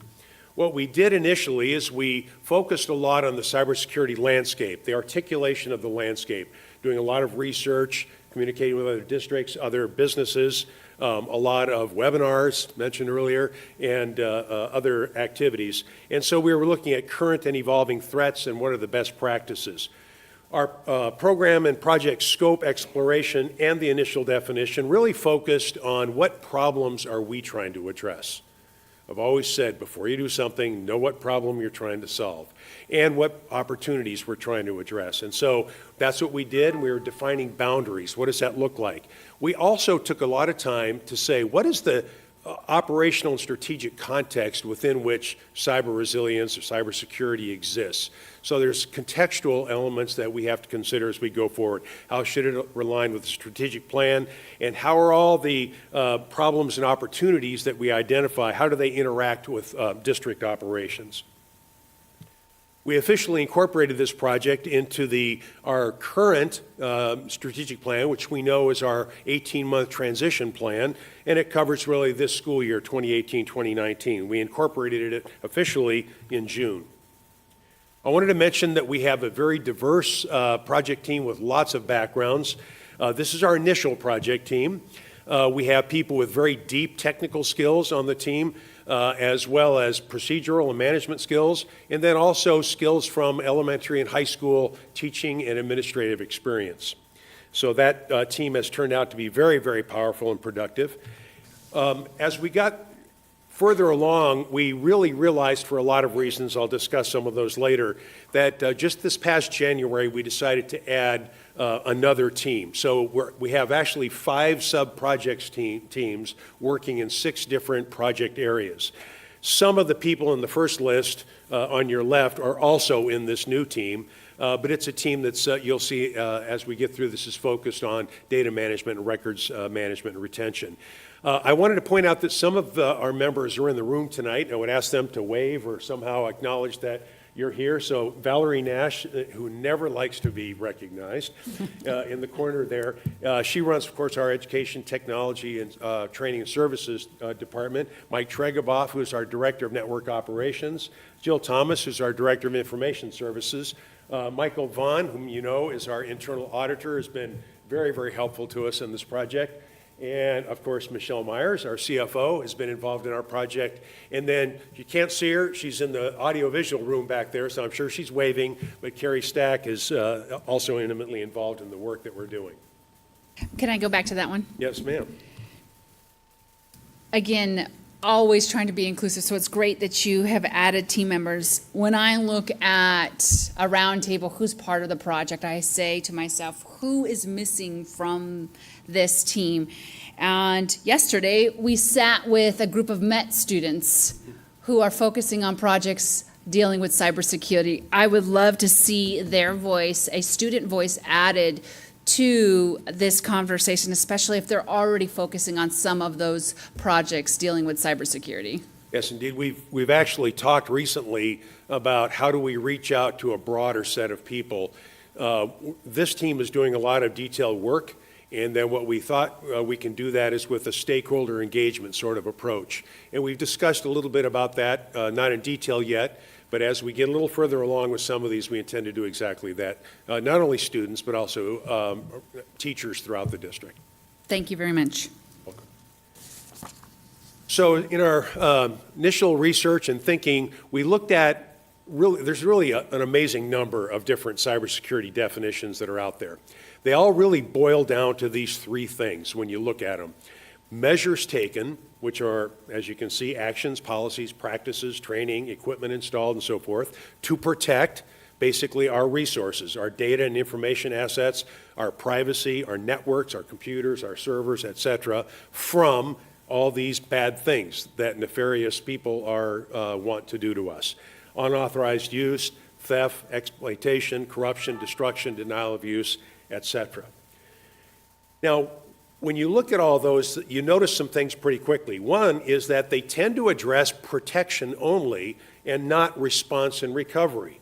And so we believed right away that response and recovery is a vital part of the program that we have to consider, and I'll talk about that a little bit more in just a minute. They also tend to imply digital only, so cyber, that makes you think of electronic or digital. But the fact is, we have a lot of physically stored data. It's on paper, it might be, or stored electronically, but in ways we don't think of as cyber necessarily. So a thumb drive containing a file of some sort. And so we have to be careful that we want to protect that information as well. And they also focus a lot on technology, but the fact is, all of the research says that people, as much as we love our fellow workers and our friends and our coworkers and people that work with us, they tend to be the weakest link when it comes to cyber security, cyber resilience. So we have to focus on them as well. Data can exist independently from the infrastructure it usually sits on, so it can be in disks and thumb drives and other places. We have to think of that. The IT infrastructure itself needs to be protected as part of protecting our data assets.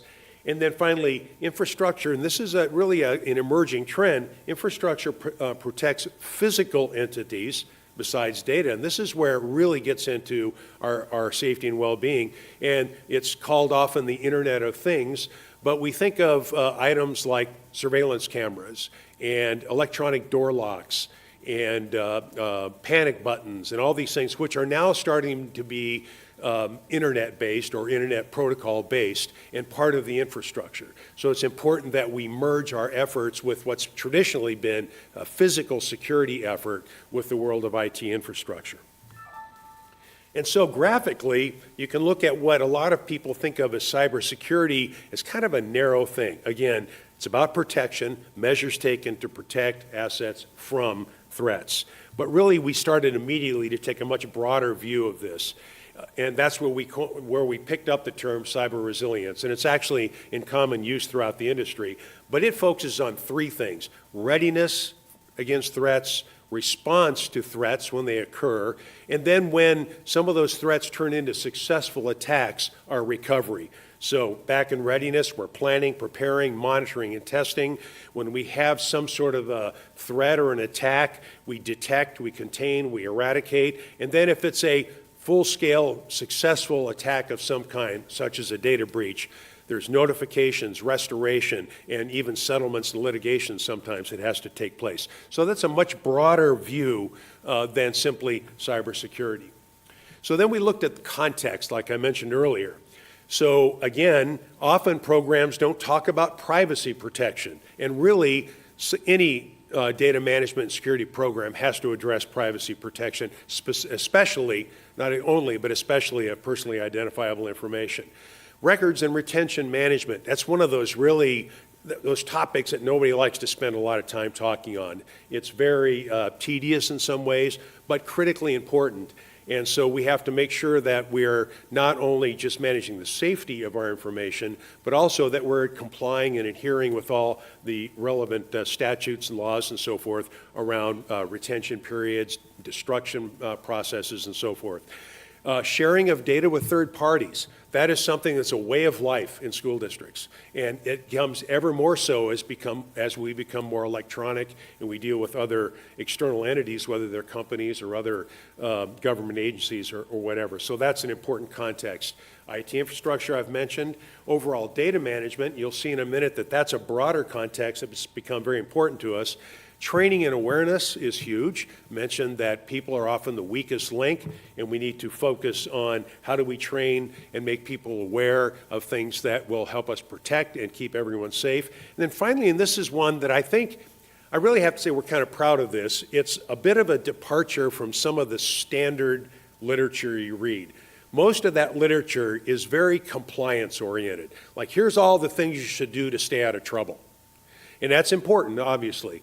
But we always have to remember, and our team has been very good at that, is that really the purpose at the end of the day for all this protection is not only to protect people's safety and privacy, but to make sure that everybody who works and learns in our district has the data they need to do their work effectively. And so it becomes a positive thing, not just about complying, but making sure that data as a critical resource to all of our teachers, staff, and students is available to them reliably, readily available, and so on. And so what that really is all about is promoting of an effective data usage culture within the district.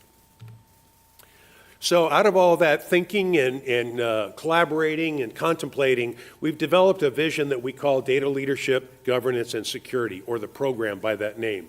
The purpose, and if you don't mind, I'll just read it quickly, is to maximize availability and effective use of accurate, timely, and reliable data and information by all stakeholders, while ensuring statutory compliance and protecting the privacy, confidentiality, security, and safety of all staff, students, and their families. So that's the purpose of the Data Leadership, Governance, and Security program. We've adopted 3 guiding principles. The first one is that positive look, and it's really the first one we think about. It's about data leadership or data culture leadership. Positive and effective leadership at all levels makes sure that we have a positive data culture. We're using data more effectively to teach and to learn, certainly to make decisions and to accomplish our overall district mission. The second principle, data governance and management, this is a governance activity. What's important here is that, and again, this is something that has emerged out of the literature in a very big way. When we say cybersecurity, that's an IT kind of thing, information technology. The fact is that data governance, leadership, all of that broad scope, it's not simply an IT problem. It's a problem for all of leadership in the organization. And so we are working on ways to make sure that the entirety of district leadership, not just the senior leadership, but leaders that exist in the classroom and all the way up through senior leadership are actively involved in this. And then finally, of course, at its core is data security and cyber resilience, making sure that we are protecting those assets. Now, we haven't just invented this stuff out of our own brains. We've been conducting really months of reading and researching best practices. And what we've done, well, they all say that you have to adapt them to your organizational needs. And that's what we've done. You'll see that in a moment. But we have built those around widely accepted and implemented best practices in the industry. Just a couple I'll mention. The Data Management International Institute, which has been around for like 70 years, and then also the National Institutes of Standards and Technology, as well as some other things. So we're really building this on widely accepted standards. I'm not going to go through this diagram in detail, but I wanted to give you a sense for the breadth of the program that we're building. I'll mention just a few things. The ovals in the center tend to be pretty technical and operational activities. And so they're about defining how we manage and how we build our data assets up, as well as using them in the sense, for example, of analytics. The rectangles on the outside tend to be the leadership and governance and management protocols to make sure that all those things work effectively to achieve the objectives of the program. I'll talk about our current focus in just a second. I'll just mention in terms of this diagram, we're currently focused on the left there, data security and cyber resilience. That's, after all, where we started this whole thing, and that's really where there's an enormous amount of urgency. Data leadership and governance, so that's really that process of positive culture development as well as engaging all of leadership at all levels. And then the one at the bottom, data lifecycle management, and that gets to not only but largely records management and those types of things. And then we'll be addressing, by the way, the elbows in the center, we're already doing a lot of this in an operational sense. This is really about formalizing the program and putting policy and procedure in front of it. So as I said, our focus and brief status, excuse me, I'm fighting off a cold, and if I get a little bit weak sounding, I apologize. I wanted to briefly share our focus for the current year, what we've been working on, and just a brief status of that. I always believe that effective and positive behavior by our employees and our staff starts with effective board policy and staff regulations and all the things that go along with that. So we have a sub-project that's, we've been working on that. And in fact, there's another agenda item right after this one, and I'm going to present to you our thinking about board policy around this important topic, and we're actually going to have a first reading of a board policy that we'd like to get your thoughts on. We have a team that's been working on third-party data sharing protocols, and by the way, there'll be a board policy, a new one, coming to your attention for first read at our 326 meeting as well. Working on staff training and awareness. I'm calling that staff training and awareness. The fact is, when that team started its work, it looked at student training and awareness as well as staff training and awareness. We quickly realized that we have a fair amount of good things going on the student side. There's some new things that we're planning, but the big gap was on the staff side. Virtually no training and awareness for the staff. So we have a project team that's been working very diligently to define a set of requirements about what does that look like. And what we're really heavily focused on in that context is really on the social engineering threats that we see every single day.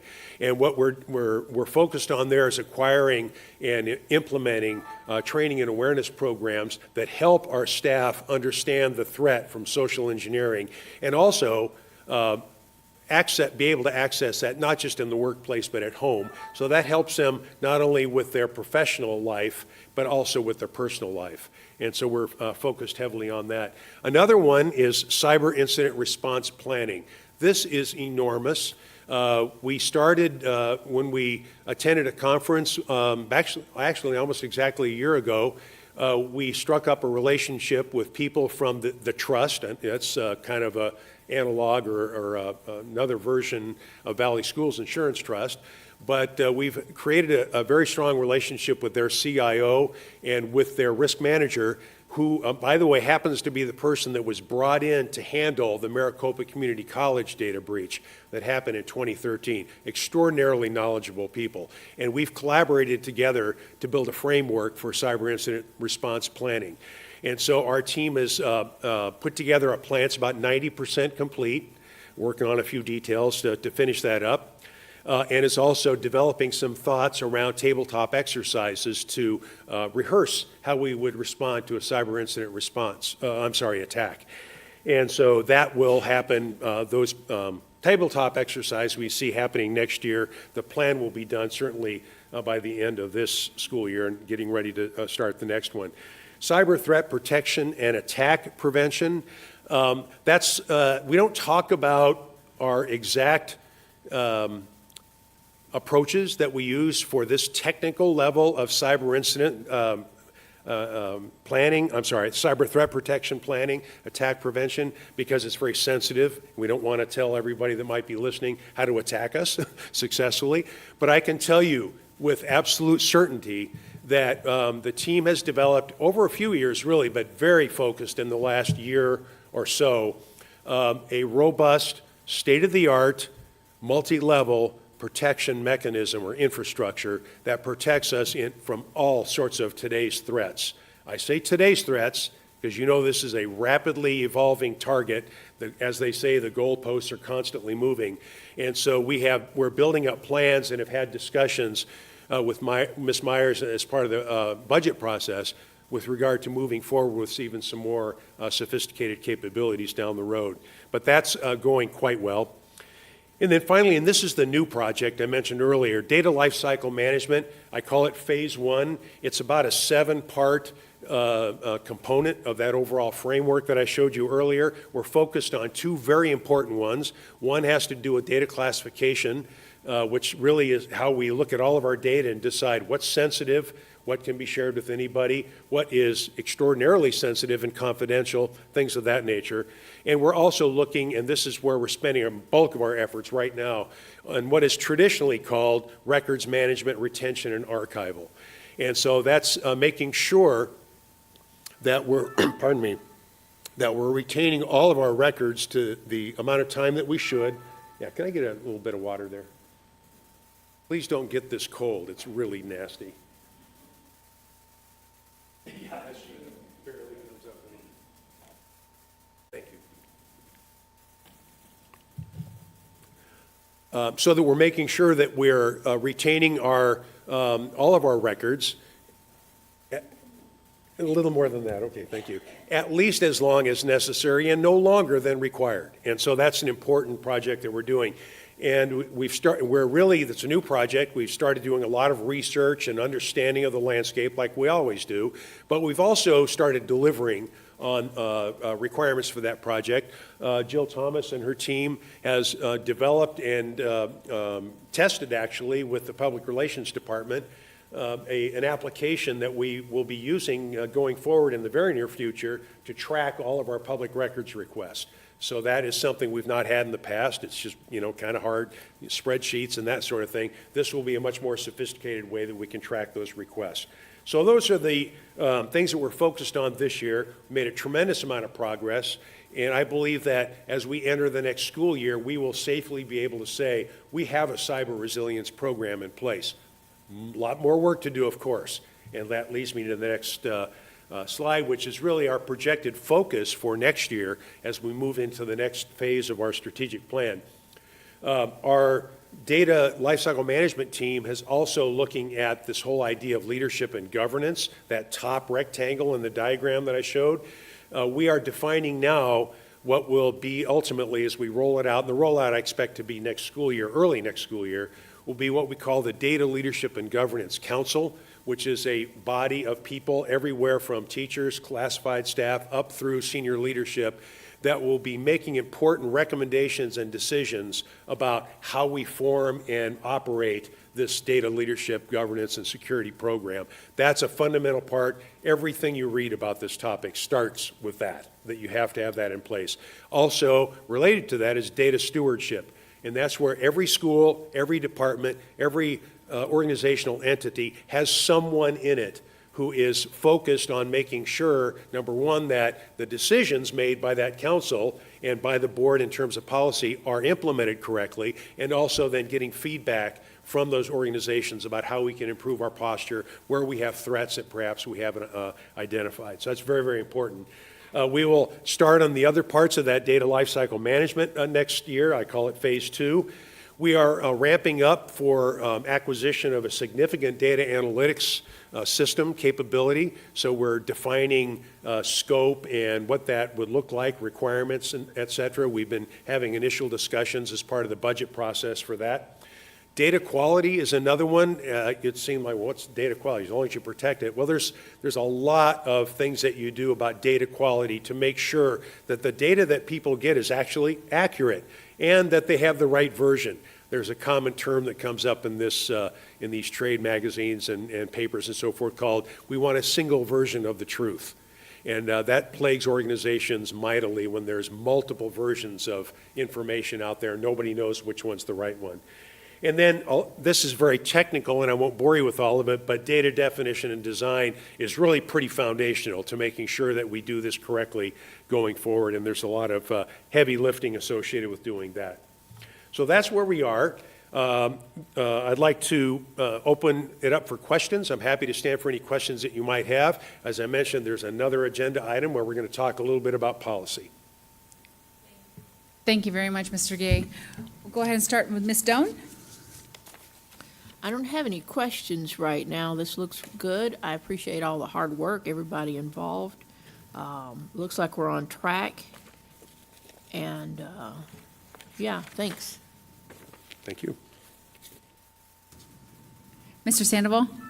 Thank you, Mr. Gay. Thank you for your leadership and certainly collaboration and including all the individuals they have on the teams and, tapping into, individuals, organizations that are considered resident experts, in this area, and have that, maybe some best practices that we can carry over into the district. There's no doubt stewardship of community resources covers the gamut of everything that we do.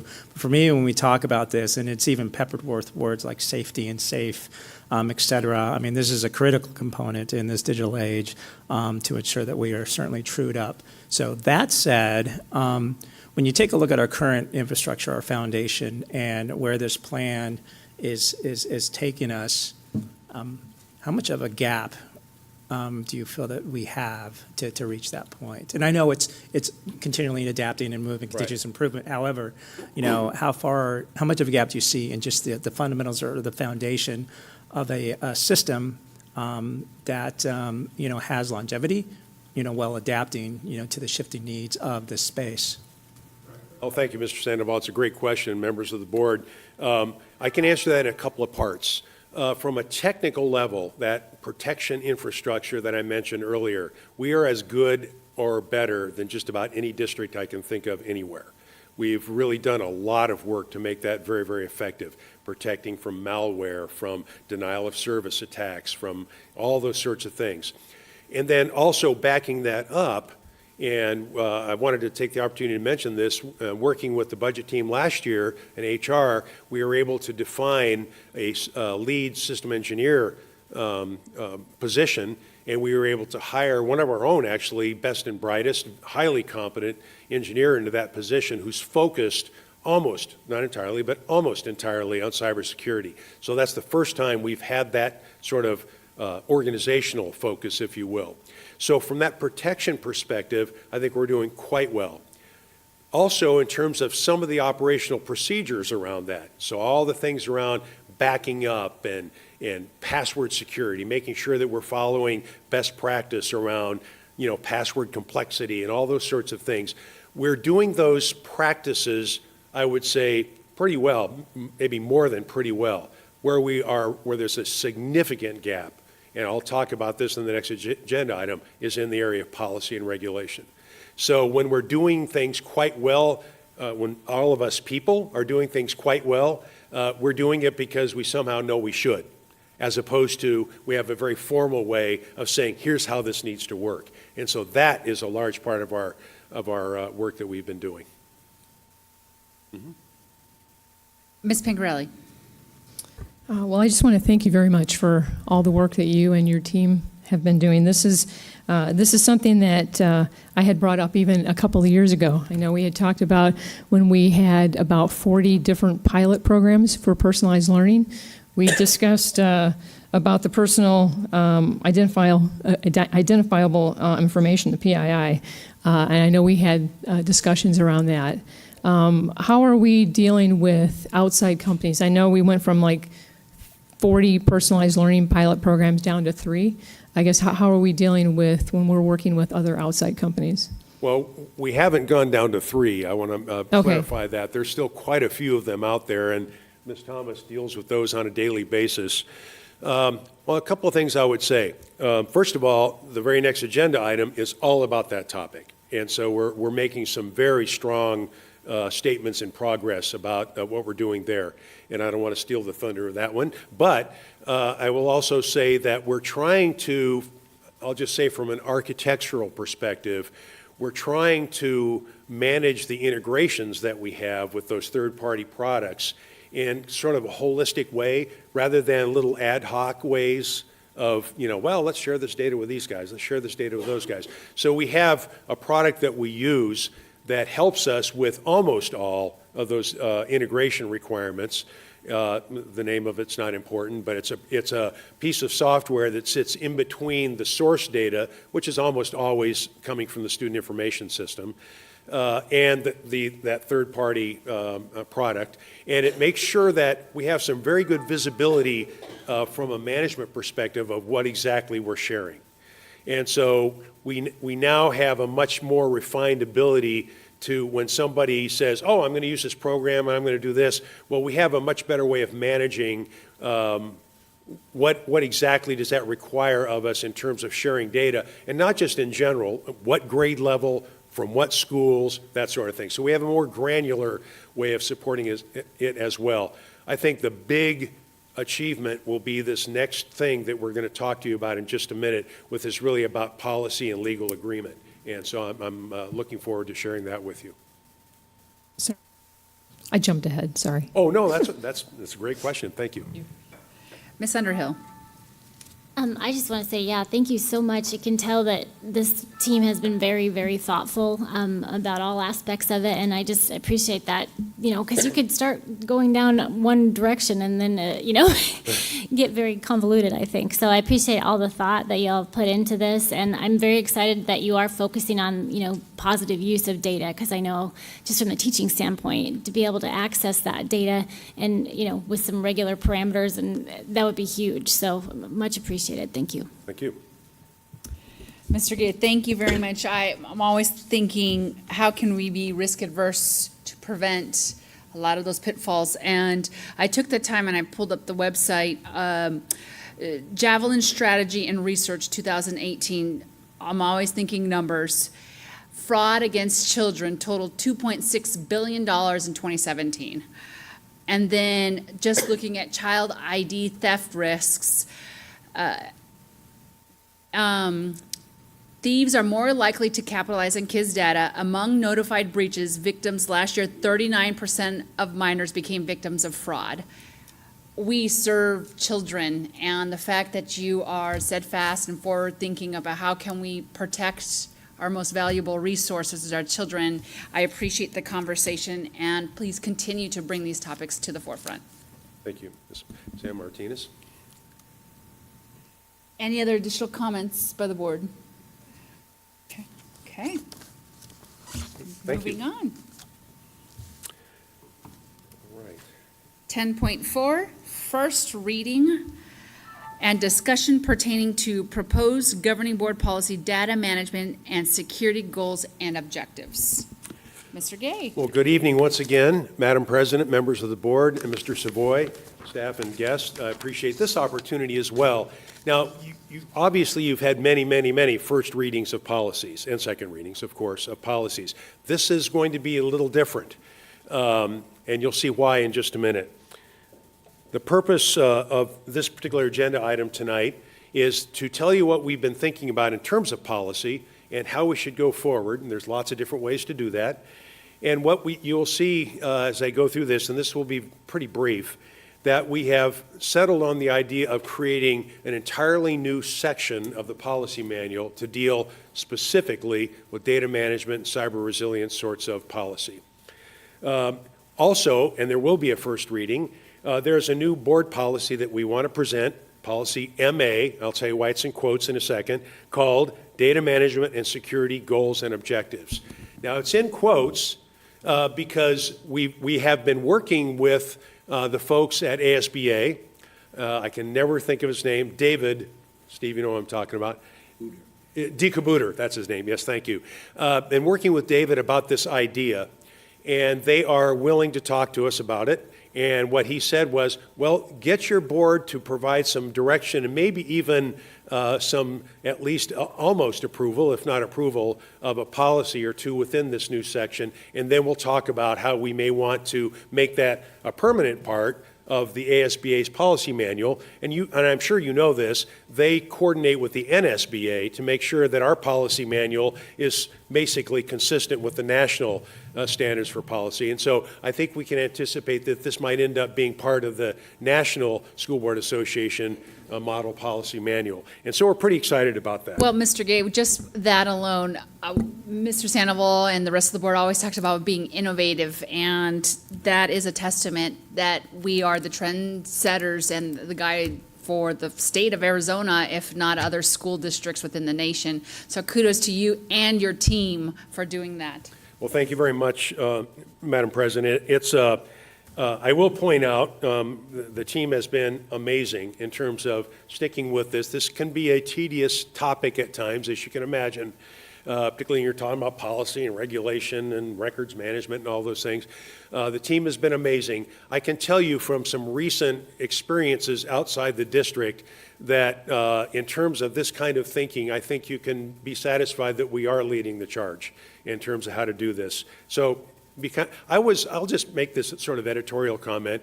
When I contacted ASBA, I actually first contacted them a couple of years ago about this, and when I talked to them, I said, so why is it that there's nothing in the policy manual about cybersecurity or data security or any of those things? And there was just a silence on the other end of the phone. And so I said, there's only one policy, at least in ours, that mentions the word cyber, only one.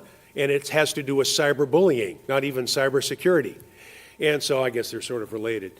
And so I said, surely you have something you're thinking about doing. Well, no, we don't, but we'd be happy to hear what you have to say. And so that's kind of where we started this whole conversation. So we're thrilled to have gotten it to this point. When we started working on this, we thought through about all the other work we did in the big project and thinking about what are the really key elements that should guide our development of policy and regulation and all those sorts of documents. So we developed some considerations. The first, as I said earlier, effective staff and student behavior, along with statutory compliance, always begins with comprehensive and well-designed policies and implementing regulations. They make sure that the right expectations are set. Data management and security is strategically important area that affects virtually every aspect of the district operations as well as stakeholders. So the point of that is that we can't bury it in one of the other sections, like students or staff or something like that. It addresses and covers everything. While staff, students, and community, this is similar, each in their own ways as groups interact with the district in unique ways, data management and security must be set and enforced consistently across all of those groups. And then finally, board policy and staff regulations should be explicit and readily accessible to everyone. So those are our guiding principles. We did a lot of evaluation. I'm going to share that with you. I'm not going to go through these. These are existing policies, and at the bottom, student employee handbooks. There's all kinds of associated regulations and exhibits that go along with these. But we examine, those are the ones that deal in some way with this topic. And if you read those, and by the way, at the end of the presentation that you have, I've got a little bit more information about each one of those. If you read those, you find out that either they're very narrowly focused, or they don't really say anything intelligent, or I shouldn't say intelligent, intelligible about security, or in some way are much too focused or much too vague in the expectations that they set. So we went through and we researched all of those in detail, as well as the standard ones, not just the ones that we've adapted for our own use in Peoria. And our conclusions, after having done all that, are several. The first, in fact, I won't go through all of them in detail in the interest of time, but I will say that there's some kind of bottom line conclusions that we can draw from it. The first is that our policies are not comprehensive. They deal with little bits around the edges, a little bit of records management, a little bit of email, a little bit of this and that, privacy, but not comprehensive. They fail to deal with cybersecurity in really any meaningful way, and finally are generally outdated or unclear in those areas that do relate to data management topics. So this is, pardon me, this is where we go into the recommendation that we'd like to make. So we are recommending that we develop a new policy section called Data Management and Security. We are doing that primarily because we realize that adding and modifying the current board policies and staff regulations will not meet our objectives. It would just be a little bit of band-aiding that wouldn't meet the ultimate objectives, those considerations I mentioned earlier. We're calling it, this is where the quote's an M, because ASBA will have to tell us what the letter is, assuming that they go along with this, and I'm pretty sure they will based on my conversations. I'm just, for the purposes of this conversation tonight, I'm going to call it M because that's the next letter in the alphabet after the current section L.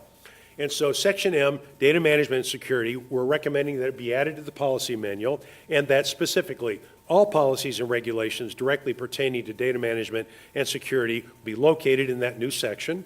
Existing policies and regulations will either be replaced or moved to the new section and modified as necessary. And then where we do have references and needs outside of that section in policies and regulations, as well as handbooks and other guidelines, we'll update those as appropriate to refer to the new ones. Finally, I mentioned earlier, coordination with the ASBA has been initiated, and that's pending any direction that you give us this evening. So there are a bunch of potential policies and regulations and exhibits that we're considering. The first one on the top, policy MA, data management security goals and objectives, is presented to you this evening for first read. I'm going to bring that up here in just a moment. I think you know from reading other policy sections that many of them start with kind of a general statement of the board's objectives with regard to the content or the subject of that section. And you'll see in a minute when I show the policy that that's what this does. Then here are several others. I mentioned you're going to hear one about third-party data sharing. You'll hear about that on the 26th of March. That'll be the first reading for that policy. It's policy MB, sharing of data with external entities. There are many others. Those are just proposed. I think that most of them will eventually end up being policies and regulations with accompanying exhibits, and of course there may be more. So that's a lot of work, and we don't anticipate doing that all in the next couple of months, obviously, but we'll be coming to you with more as we go forward. Another example would be the cyber incident response planning. We anticipate a policy coming to the board for first read sometime this spring. And so I'm going to, before we open the board up for the floor for questions, I'm going to switch over to the actual policy MA so that you can, you and the audience can read that. I've kind of zoomed in a little bit on it. This policy does three things. The first thing it does is it basically is the board making a statement that the board believes that our data and information assets are critical resources and they have to be protected. It also makes a statement in that section that the privacy of our employees and our students and their families must be protected. And so then what it does in the second part is to make sure that that intent of the board is followed. The board directs the superintendent to implement and maintain a data management and security program that accomplishes what the board's intent is, ensures maximum availability and effective use of accurate, timely, and reliable data and information. Those words you'll hopefully will sound familiar from the program purpose that I did in the last agenda item. And then the third thing that it does, and I'll scroll down, is it establishes several objectives of the program. As usual, doesn't tell us how to do it, but tells us what you expect of this program in terms of objectives. I won't go through all of those, but they are very, very important to the comprehensiveness and robustness of the program.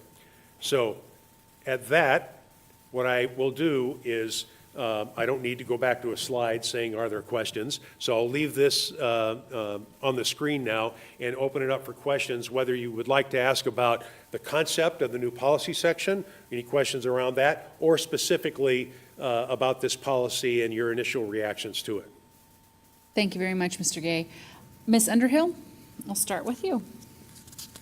Just thank you generally for this presentation. It's been, very comprehensive and informative. And just having read the policy, without any of that background, it seems to me that it's very comprehensive as far as an opening type policy for that section of the manual. So I think it's exciting to see PUSD kind of taking this step forward. So it looks good to me. Thank you.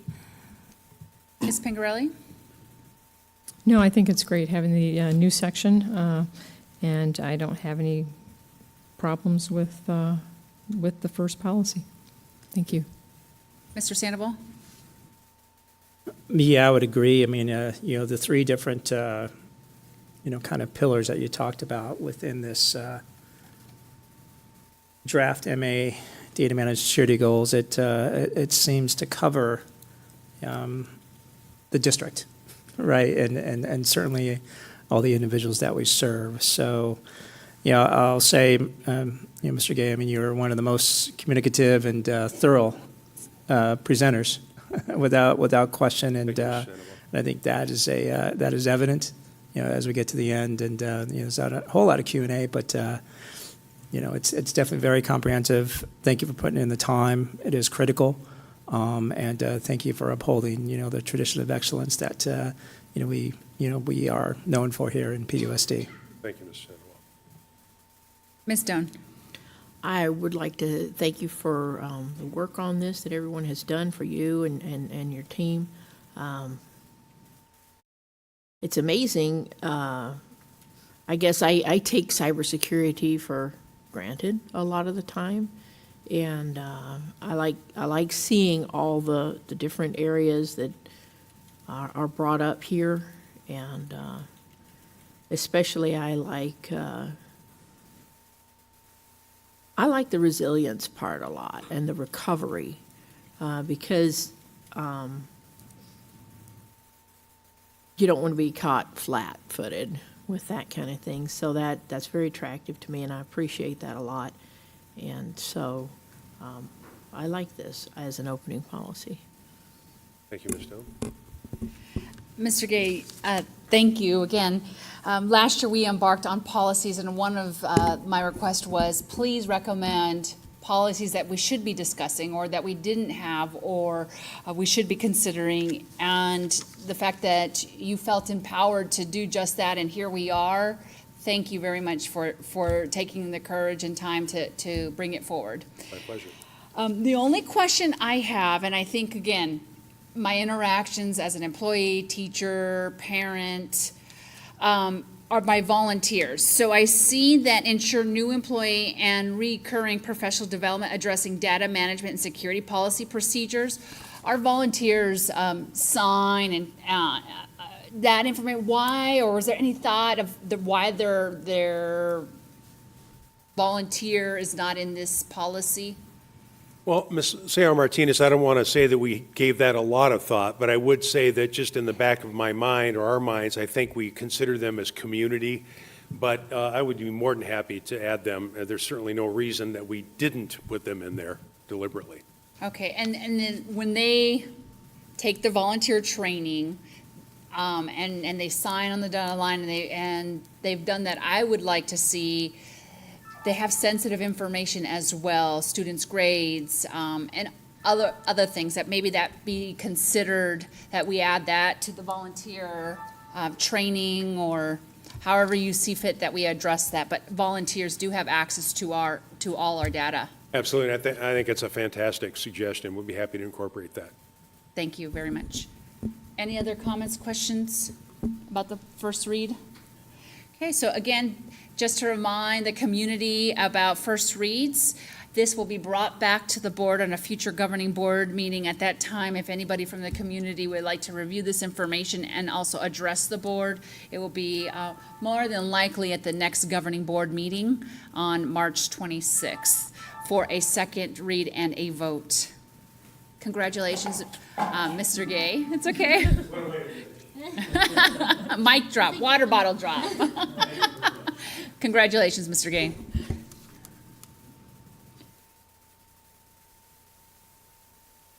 .5, we're hitting the end here. 10.5, report and discussion on local, state, federal legislative issues and activities. Well, good Myers. evening again. President Ceja Martinez, members of the governing board, Mr. Savoy. Mr. Gay is a hard act to follow with the legislative update, but I will do my best. And I'll note that we are about 9 weeks into the 54th legislative session, and budget conversations are taking place currently among the House, Senate, and the governor's office. The initial $1 billion state surplus conversation has been tempered a bit by lower than projected tax revenue collections in January 2019 for the state. However, the state does plan to fund the teacher 20% by 2020 plan, as well as the $39 million drought contingency plan. In addition, legislators are still debating over tax conformity. Legislators are also focused on paying down debt, while the governor's office would like to see surplus dollars being deposited in the rainy day fund. There are a number of education-related bills that have had traction and movement in recent weeks, and I'll highlight 4 this evening. The first is I'll mention that the financial literacy or economics and personal finance management bill is Senate Bill 1184 for those who wanted to look that up, as mentioned earlier this evening. In addition to that, there's Senate Bill 1080, SB 1080, and SCR 1001, which are bills that will ask voters in November of 2020 to raise a current 0.6 of a cent sales tax to a full 1 cent to fund K-12 education, universities and community colleges, and to provide funding for counselors, school safety, and teacher pay raises. So that would be dependent on a vote in November of 2020. In addition, there's an interesting bill moving through the process. That's Senate Bill 1101, which is referred to as the School Calculated Opportunity Index. And using free and reduced price lunch eligibility as a determining factor, this bill creates an opportunity index, or essentially a poverty weight, to be included in the budget process. And if a school's free and reduced price lunch percentage is above the state average, the base support level for each school district is modified to add the calculated opportunity index to the teacher experience index, which ultimately would result in additional funding for that school district. School districts with deseg, or desegregation, I should say, revenue would receive less of a benefit from the opportunity index. The legislative process will continue over the next several weeks, and we will keep you informed accordingly. Thank you. Thank you very much. And that last bill that you mentioned, Peoria Unified does not receive desegregation funds, so that would be interesting. That is correct, and approximately 42% of our students are free and reduced. Thank you very much. You're welcome. At any point, just to highlight, if anybody in the community or staff request to speak, they can sign up and address our state legislators on behalf of where they stand. Okay, we're moving right along to 11.1, Budget, Facilities, Planning, and Construction Report. It is available online. You could see the updates and the plans.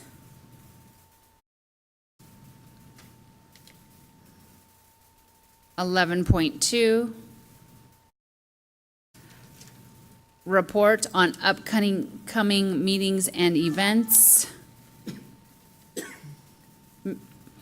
Governing board members, just a reminder, Ms. Airy has sent us an email of what functions we will be attending in regards to open meeting law. It is imperative that we respond what we can and cannot do so that we can publicly post that. I'm getting ready to press send. Okay.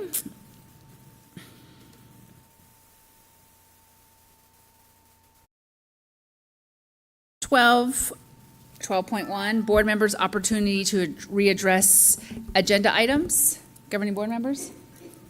I do have one, and it's board recognition. I had it on a post-it and I got caught up in my papers. We cannot forget that tomorrow is a celebration of Miss Lynn Cordova's retirement of 30 years to our district. And I have seen her as a student, I have seen her as a governing board member, parent, and she always has a smile. And so I wanted to make sure that we as a board have an opportunity to acknowledge her and thank her for her services. She's not here tonight, but 30 years in the Peoria Unified School District, that is a life dedication to us and our families. So thank you so much.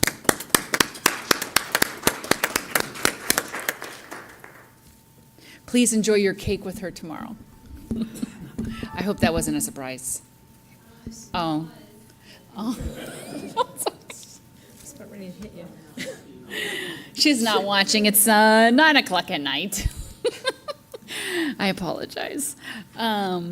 Okay, now moving on to 12.2 draft agenda. We will get a second read on there and other items. 12.3 request for agenda items for future governing board meetings. Ms. Doan. I don't have any tonight, thank you. Thank you. Mr. Sandoval. Yes, thank you. I would like to get a report on our modified Monday structures and really how we're leveraging those from a professional development regard. Are we maximizing out the opportunity from a collaborative perspective? If not, maybe some thoughts on, how we can adapt those, again, to ensure collaboration and professional development with our teachers. I'll second that. My only ask is if we could get it in time when we get to discuss Q2 student success. Yeah, and I think also we'll be talking about the subsequent academic year's calendar here soon, yes? Or do we already do that for next? No, we haven't discussed it yet. So we can have it even, prior to that, and because we may even take a look at adapting, what that looks like from the modified Monday perspective, right? I'm just checking for clarity. Sure.